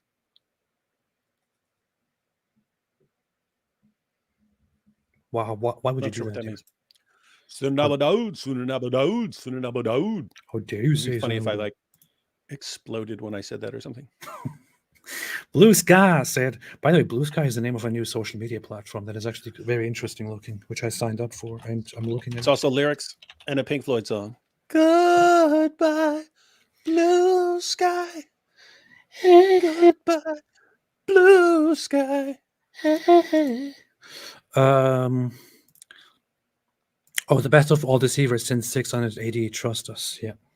I don't buy your Ella. Shireen George said, love you guys. Epi and David Wood, the work you guys do is important, and I'm sure it takes a lot of it. It takes a lot of it of you. God bless you guys, and thank you. India. Thank you. Thank you. Appreciate it. India. Appreciate it. It doesn't take much effort at all. We're basically just doing it for money, which we get from Israel. So shekels. For shekels. But still, thank you. And now, India. Yeah. Yeah. Maybe we should talk some good stuff about India too, to get some money from the Indian government. That would be good. Yeah. Jim Farm said, Merry Christmas to both you. Why are you laughing? It's a serious matter. Merry Christmas to both you and David Wood.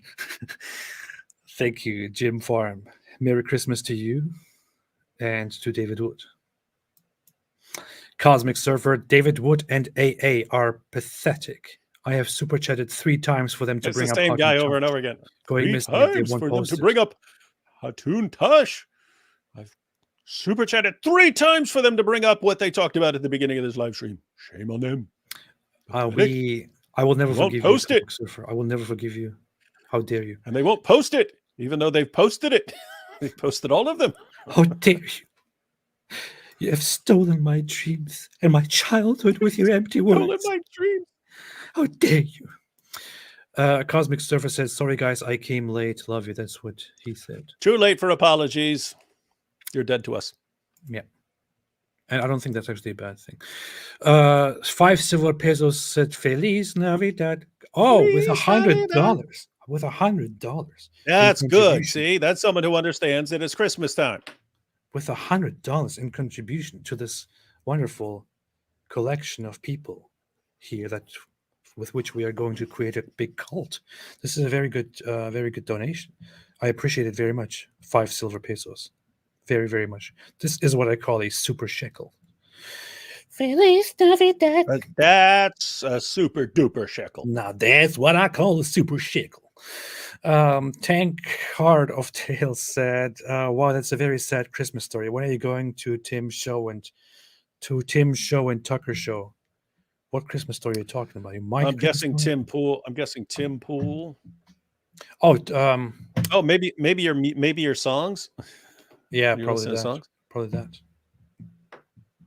that. It was not very sad. The only sad person there was Allah. He was sad that I was listening to Christmas songs. Farfour said, don't worry. When I'm president, everyone will get free kosher lubricants. We will all be slippery for the cows he will choose.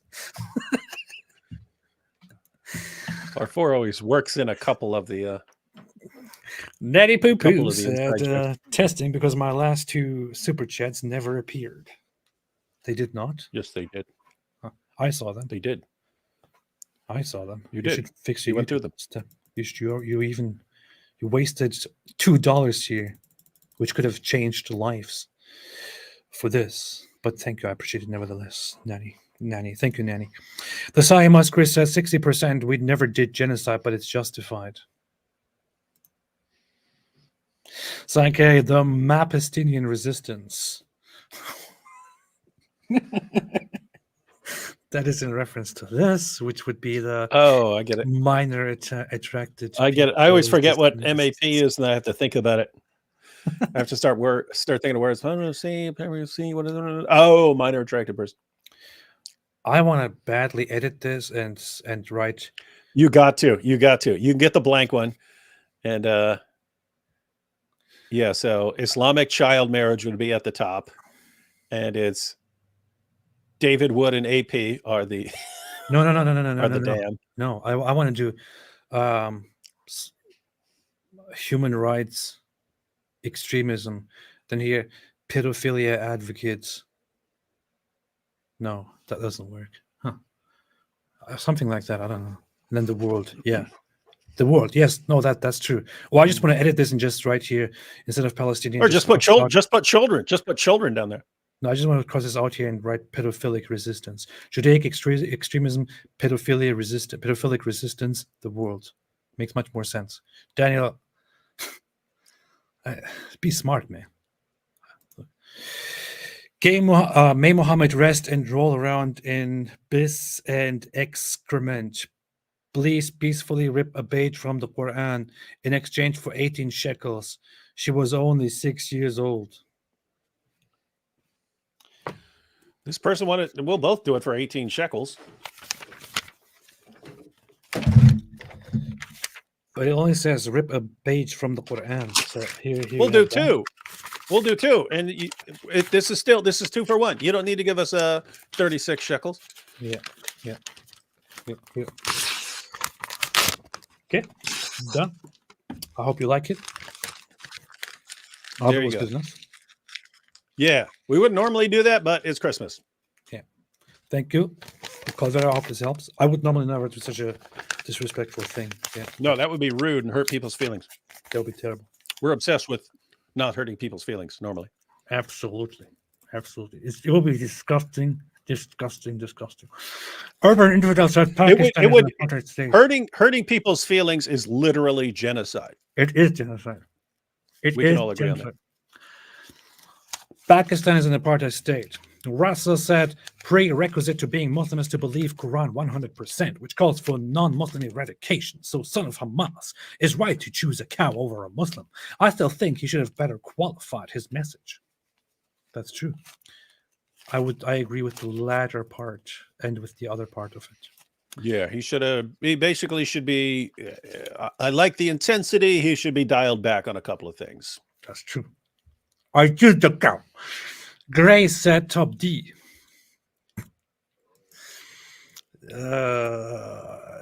Top P. To who says sometimes I lose my appetite listening to you guys.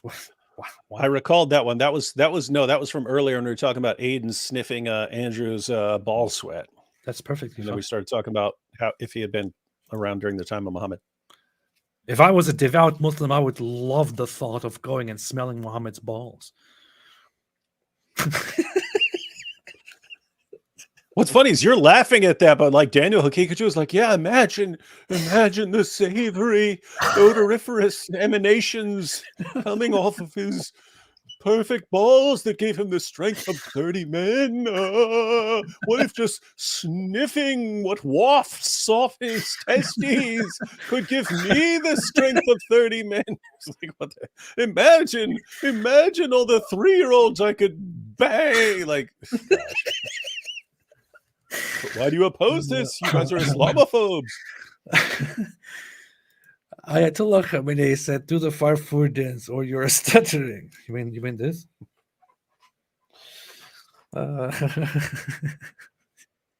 Why stuttering? Yeah, I don't know what your problem is with the whole Muhammad thing, because homosexuality should be fine. Grace said, "Is the Quranagami Muhammad face too hard to pull off?" Mohan face, probably. Yeah. Yes, you could draw it, but yeah, Kuranagami would not work. The sun prostrates during the night. Indeed, it does. This is very scientifically valid. Very nice username. Thank you. Hope more people get enlightened about this. Merry Christmas, David and AP. Thank you. Ayatollah Khamenei said, "Camel urinates. Muhammad looks like meat's back on the menu, boys." Do you even know where that's from? Yeah, I know that is from. Ari Wasserman said Dizzle should never have gifted 50 memberships. He should have gifted 30 memberships since he has a strength of 30 men. Is that true? That's I think a we good can't point. even choose 30 was not an option though. I would have gone with 30. It was only it was 20 or 50. I knew that. I knew that. Joshua Wooden said Destiny does not deserve that. Seems he's projecting with his divorce stuff, but threats don't get smart people to join your religion. Intolerance. Yeah. Destiny is going through a divorce right now. Surprise. Cedric said, AP, please clarify what you have against Ryan Gosling.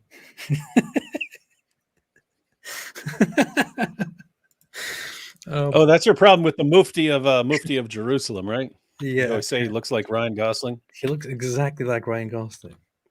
And I think there should be a movie about the Grand Mufti of Jerusalem, because this is something that the world has never explored, that Hollywood has never explored. Why is Hollywood, which is being literally, according to everyone, ruled by the Jews, not making a movie about the greatest enemy of the Jews who worked together with Hitler? Why is this not happening? Look at this guy. He looks exactly like Ryan Gosling. Perfect casting. You have him right there. No, you just think all super white people look the same. This looks exactly like Ryan Gosling. What are you talking about? Exactly like It'd be funny if Ryan Gosling played him in a movie. You'd lose your mind, dude. I would love it, man. Look at this. Look at this. Perfect Ryan Gosling. Ryan Gosling. Ryan Gosling.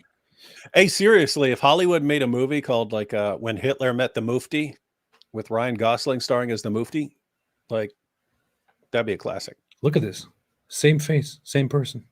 Literally same guy. Different There's ears. There's no difference at all here. Look at this. Different ears. You see? This is proof. This is proof. I mean, if I believe in reincarnation, I would say, I don't know, something is going on here. They have similar nose, and the main feature is their close set eyes. Their eyes are close together. Yeah. I do think that there might be something to the theory that Ryan Gosling is actually the grandchild or some descendant or relative of the Grand Mufti of Jerusalem. And I would say there's like 95% confidence in that theory. Well, if Muhammad can travel through time to be Ezekiel's wife, as Muslim apologists have argued, then I mean, why can't Ryan Gosling be the Mufti of Jerusalem? That is a good point.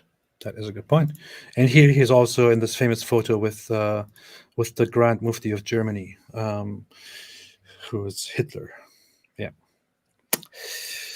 No, the movie would be When the Führer Met the Mufti. Wow. Yeah. The Mufti. Dear Hollywood, why is there no movie about the Grand Mufti of Jerusalem who had a plan? Because we don't want to hurt anyone's feelings. It will be offensive to Muslims. Cedric, AP, please clarify. Oh, yeah, I already read this. Why are you making me read this again? Dabian gifted 5 memberships. Awesome. Thank you so much. Appreciate it. The Mufti was great in the Barbie movie, by the way. If you haven't watched it, you should watch it. Chloe L said, my rap, choose the cow or poetic story camel pee. I'll check it out next time. GT made a super chat. Thank you. Appreciate it. Peter Avery, Gods of Flying Spaghetti Monster. Yes.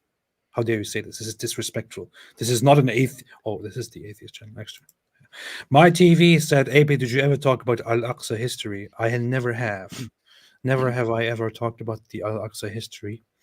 Maybe I should look into that.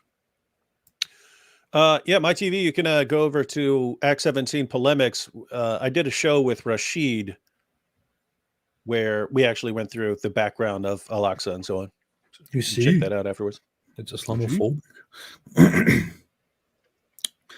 Oh yeah, here's a point that I made as well recently when I was talking about it. YB said, let's not forget that while Hitler liked Islam ideology, he did not like the non-Aryan Arabs. Yeah, that's what you would expect from Hitler.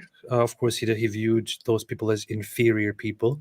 And he did also mention, according to Albert Speer, he did mention, he did say, had the Germans, had the Christians failed at stopping Islam, the Germans would have become Muslims now, and they would now be the leaders of Islam.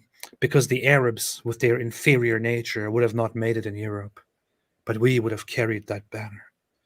So he was in love with the idea of having Islam, but not in love with the idea of having the Arabs. Paul said Cenk stated on his show that the Arab world refuses to aid Palestinians due to the danger of Israel taking Gaza. Well, with all due respect, I know if you take a population and forcibly remove them, that could be seen as ethnic cleansing. But at this point, if this thing doesn't get resolved, and Israel actually manages to make a deal with another country, like Egypt, for example, to take that population into Egypt with humanitarian conditions, it would be justifiable, would it not? And that wouldn't be ethnic cleansing, by the way. Paul said something. Lily Rose made a super chat. Isn't Lily Rose the other person, or is that a different name? Why is my head confused now? No, that's White Lily. Okay, sorry, White Lily. Sorry, White Lily. You think all lilies are the same, and all white people are the same? All lilies are the same. Paul said he chose not to mention that to Douglas because he would have to admit that the Arab world is more interested in politics than in aiding refugees. That is true. That is true. Michael O'Brien said Mosab looks like Rasputin with a haircut. Ayatollah Khamenei helped Farfur's getting Zabibot by Big Papa Pump, and Hollywood Hogan just gave me an atomic leg drop in our nuclear facility. Yeah, very nice dreams here. New World Order. New World Order. Andrejo Fik made a super chat. Which I appreciate very much. What currency is this? ZAR? ZAR. What is that again? Oh, that is South African? Okay. Well, yeah. Everybody knows that, AP. Literally nobody in the world knows what it is. I'm the first person to discover this. South Africa, by the way, is a country that is south of Africa. And Africa is, by the way, for those who don't know, it's a continent. But thank you so much, Andrea. I appreciate it. Appreciate it very much. Jasper Synth said, I see, you see, we all see some ice cream. KG said, why not have discussion with pro-Palestinian anti-Hamas atheists or discuss Norman Finkelstein interviews? There is a funny thing about Norman Finkelstein, which is he was even recently complaining about how I am just somebody who hasn't even been accepted into lowly universities with tenure. So why are these big academics so afraid of debating me? He sounds a little bit like a slightly challenged Jordan Peterson. But the funny fact about all of this is that academia generally just shuns the guy. They don't want to engage in even debating the guy. And he, of course, sells that as they know that I am speaking the truth. But it's not. It's because of some of his very sick ideas, which he pushes together with the worst anti-Semitic crowds out there, such as his whole idea that, well, the Jews, you know, the Zionists, they're basically establishing this Holocaust industry to commit all kinds of atrocities and play the victim. And because of things like these, they refuse to engage with him. Maybe we can react to it. I don't know. Maybe we can react to that. Maybe we can react to that guy and see what he has to say. I personally read and listened to stuff that he said, and I thought, wow, that guy is completely full of it. And he also happens to push a lot of conspiracy theorist news sites that are anti-Israel, of course. The Queenslander 2011 said, but hey, yeah, I would discuss with somebody who is pro-Palestine, atheist, whatever. I would do that. The Queenslander said, I'm late watching the stream, but you missed a sweet little smile from Mosab when Cenk was asked about his solution to Gaza. We covered a sweet smile from Mosab, so we're good. See, even David admits that it was a sweet smile. Nanny Poo Poo said, oops, LOL, they hadn't appeared when I tested. So you have to clear your leather strips. Daniel's laptop says, whatever you do, don't look at the search history on me. Mobile smelling and 2 girls, 1 hijab are on it. Stop. Jill's Beans said, at what point do you guys think turning the other cheek stops being applied and a person can defend themselves? Do any verses come to your mind? God bless. Well, you're asking the wrong person if you're asking me. But you have David here who could answer your question at any time. Well, I mean, even with turning the other cheek, it's actually it's an open hand slap that was considered more. It was an insult rather than like trying to do you serious. Yeah, and it's by you're under Roman occupation, so it's a time of Roman occupation. Like the rule about if someone forces you to go 1 mile, go with him 2. A Roman soldier, as a matter of law, could if he's carrying his equipment and stuff like that, he's carrying his supplies and so on, he could point to you and say, you have to carry my stuff for 1 mile, and you would have to carry his stuff for 1 mile. He couldn't make you go 2. That was the rule. So Jesus says, go with him 2. And even the, turn the other cheek, that's an open hand slap that a Roman soldier would give you as an insult. And so it's more, I mean, if you look at it, it's an interesting situation because you're not cowering in fear. Someone is showing contempt for you, and you show your contempt for what he's able to do to you in response, right? So anyway, the point here is to say that means you can never defend yourself against someone who's killing you or something like that. I don't see how you can get that. There are people who would. I'm saying you're not getting that from the passage. You're under Roman occupation. A Roman soldier slaps you. He gets annoyed at you. He slaps you. What do? Do you fight back? Okay, then he's going to kill you. Do you run in fear? No. You let him know, I don't care what you can do to me. Yes, you have political control over me right now. I'm letting you know I do not care. So how someone would you could view that and say, I'm going to conclude from that I can't defend myself. I don't think you'd have a strong case. The point is, I don't think that would be the key passage for understanding these kinds of things. I think you'd be looking more along the lines of, what are you laughing at? I'm checking out. What the heck are you laughing at? I'm checking out Chloe's videos here. It looks kind of funny. Oh. I would have to clear like that to show it actually. So I'll check it out and then probably most likely bring it up next live stream. So long story short, you have had some people who concluded and became complete pacifists and so on. You can interpret it that way. I don't think you're obligated to interpret it that way, and most people haven't. Yeah, so basically what David's saying is the New World Order is good. He's basically just justifying it here. So terrible stuff. Ari Wasserman said President Cenk would be a utilitarian dictator. President Cenk. When I'm president, I will not allow any of this to happen. If I were president. Yeah, how about Jordan Peterson becomes president? Chris said Rahman al-Gosling. That's nice. Rahman al-Gosling. Calvera, thank you for your business. Satisfied customer here. 100% approval and recommend to anyone who wants to bring cheer to their leather straps. I'm very, very happy that you like it. Very nice. Very good. And thanks for this good review. We aim to please. I'm a pleaser by profession. PM Egyptian Prince actually took it well and made the same super chat again and said, why do Western Christians support Israel? MENA, Middle East, North Africa. Christians support Palestine. Native people are the people who have always been there since even before Canaan. Abraham was not from that area.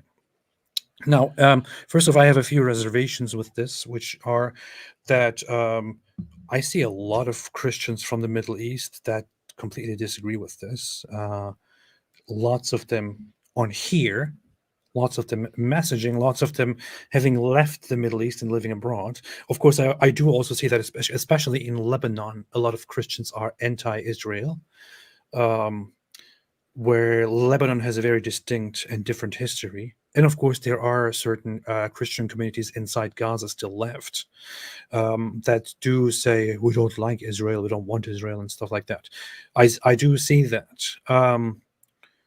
Do I think that they are right and that therefore I should agree with them? I don't think so.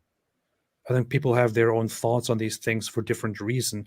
I look at it from the outside. I see a very clear history where Israel is not the bad guy, and where the other side is vastly motivated by a desire to kill the Jews and to destroy Israel entirely, while claiming to be the native population. And to that point, I have to say, I have to call BS on that very much, because there is no native population there that has been there since before, even before Canaan. There is no such thing. That is impossible. Impossible to make such a claim. I would say there might be, and I said this before, there is one population in the region known as Palestine that has whose genetic results are compared to very ancient civilizations, and those are the Palestinian Christians, whose numbers are very, very low by now. For them, there is a lot of commonality found between their genetics and certain ancient populations in the region. That said, it doesn't mean that they are therefore the same people. It means that they are the closest related of all the people in the region to those ancient populations. In the meantime, they might still have mixed with others. The Palestinian Muslim population is definitely not in that camp. In fact, they are quite distant, and they have a lot of cultural influx from North Africa, from Sub-Saharan Africa even, and from the Middle East, from Arab cultures. Lots of them are descendants of people who came from the Arabian Peninsula and neighboring Arab countries. Much of what is today Palestinian Muslim are people who settled and mixed with the local population after the Islamic conquest of the region. So, and you can't simply break this down to genetics. It just doesn't work that way. If you want to look at it as an ethnicity, what makes an ethnicity is sure, the family history, the genetics, but also the culture, the religion, the language, and all of these things that come together and make a people a people. That is what an ethnicity actually literally is. But if you want to look at that, the Palestinian Muslim population in the region, they didn't even identify as Palestinian until mid to end of the last century.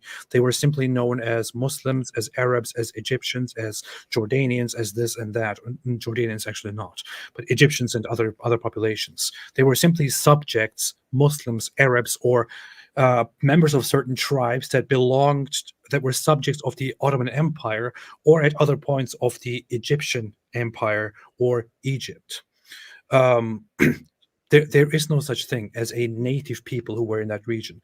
If you want to claim that there are some people who are the native people, then that same thing would apply in some sense to the Jewish people who always lived there, and even to the Ashkenazi Jewish people who have proven genetics that are in alignment with ancient populations of the region, but who also mixed with European populations, because that's how far you can go with genetics. Yeah, this is insanely idiotic, and we've been through this a ton of times. We're not saying, "Oh, the Jews were there first, therefore it's their land. Give it off of it." It's not what we're saying. Yeah. So pretending that we're just saying, "Oh, whoever's there first, that's who gets it." That sounds idiotic to us. The world changes. It doesn't make sense. You don't say, "Oh, well, the Iroquois Indians were here before us, therefore we gotta go somewhere else and give it all back." That's stupid. It's completely unrealistic. Not saying that. And notice, if you wanted to say, "Oh, the people were there before Canaan," guess what? There's Canaanite genetics mixed with the Jewish genetics now. It's all together. Because there were people from both. So what argument would you make based on that? that it belongs to the Jews because now they have DNA from the Canaanites as well. Like, I don't know. Sounds absolutely insane. Yeah. As far as Christian support, guess what? I support the Palestinians. I just am of a firm belief that until you get rid of Hamas, the Palestinians are screwed. They are totally screwed, and it's only going to get worse and worse and worse for them if you don't deal with the terrorists. So when I look, okay, who's going to deal with the terrorists? The Palestinians aren't. If they did, they wouldn't be having this problem right now. So someone else has to do it. And so therefore, the only path to peace between Israel and the Palestinians is to get rid of Hamas. And therefore, I support getting rid of Hamas. Pretty simple, pretty straightforward. One thing about the whole Ashkenazi Jews issue, by the way, it's very interesting. People keep trying to make it about the purity of the genetics, and look at them, they look white, which is a huge overgeneralization. And by the way, lots of Palestinian Arabs look very white, and there are ginger Palestinian Arabs. You look white. But it's a very firmly established point, and you can find this on some prominent Jewish sources. I recently read something on what's that website, My Jewish Learning or something like that, where they point out Jewish heritage and Jewish culture, Jewish descendants, Jewish ethnicity has never been and is never about the claim that we are 100% pure genetic descendants from a certain point.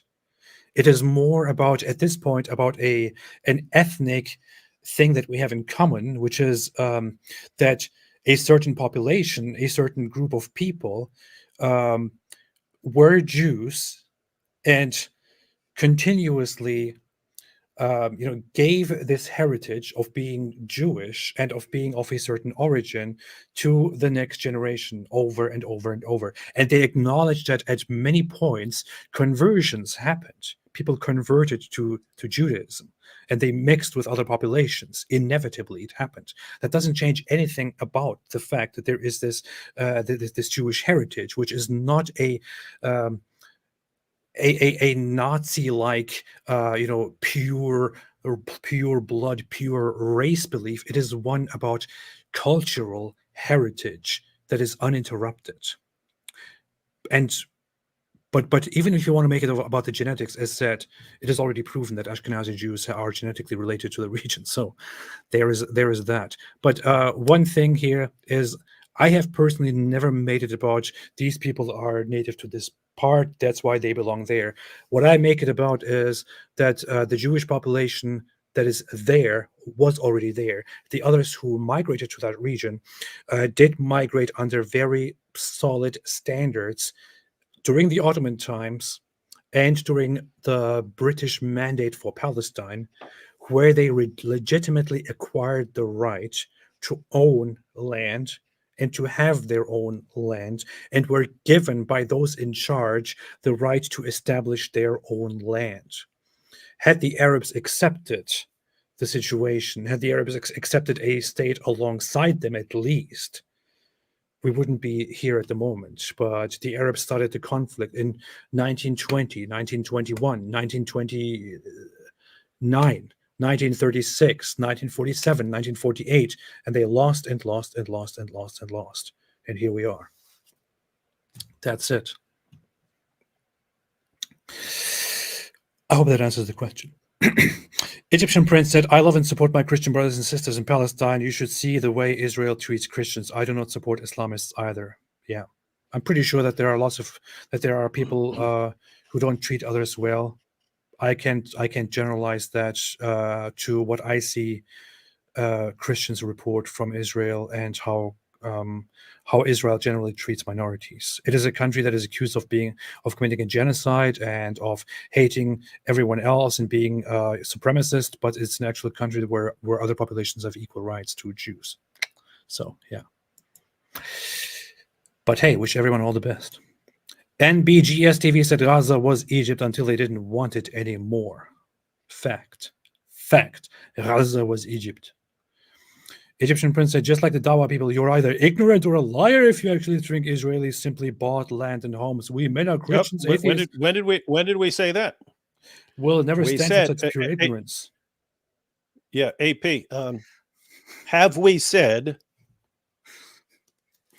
that Jews bought land and homes? Yes, we've said that. Yes. Did we say that that's all that happened? No. Straw man Egyptian maybe prince. I said We can it move in on. the mind of Egyptian prince. Oh, so there's that. That's never the claim. Egyptian prince.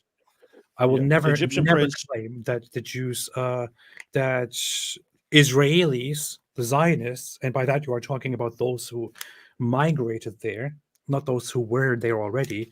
I will never claim that all they did ever was to buy land and homes. What I also do acknowledge is that, especially in 1947 and 1948, there was a lot of displacement which took place. Do I blame them for that? No. No, I don't.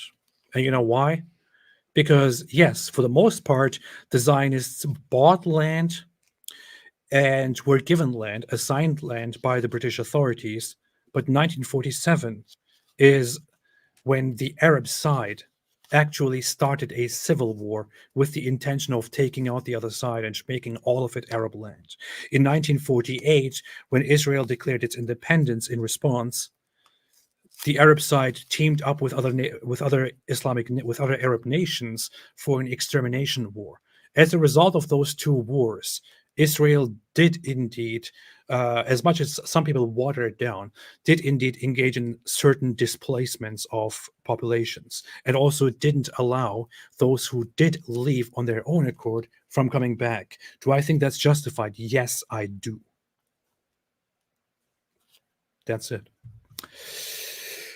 Lil Bullet said, anti-Trinitist Muslims hate this question. If I gave you Neapolitan ice cream, how many ice creams would you have? Ask them and watch them run. But don't say 3. Don't say 3. Don't say 3. Don't say 3. The Quran says don't say 3. Chloe L said, Jill, remember what GPT Jesus said. Paul says in Romans that positions of authority defend good vibes. That's an emoji that I can't see on my screen again because my screen is dumb.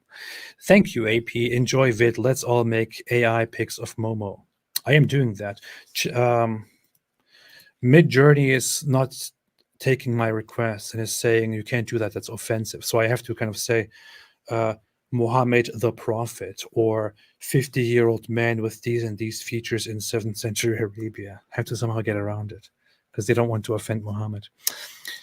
Isaac Levan became a part of the cult. Thank you so much. Welcome, and thanks for being part of the cult. Chloe said Bronze Age to Middle Ages. Egypt had Gaza longest. Yeah. Lily Rose became a member. Thank you, Lily Rose, for becoming part of the cult and being a competition to White Lily. Chloe L said, AP, my mind nearly broke looking into the Lovecraftian void, how you deal with time, space, eternity, the horror of cosmos, and your tiny speck of dust. I like being a tiny speck of dust. David, what's up? Why are you laughing?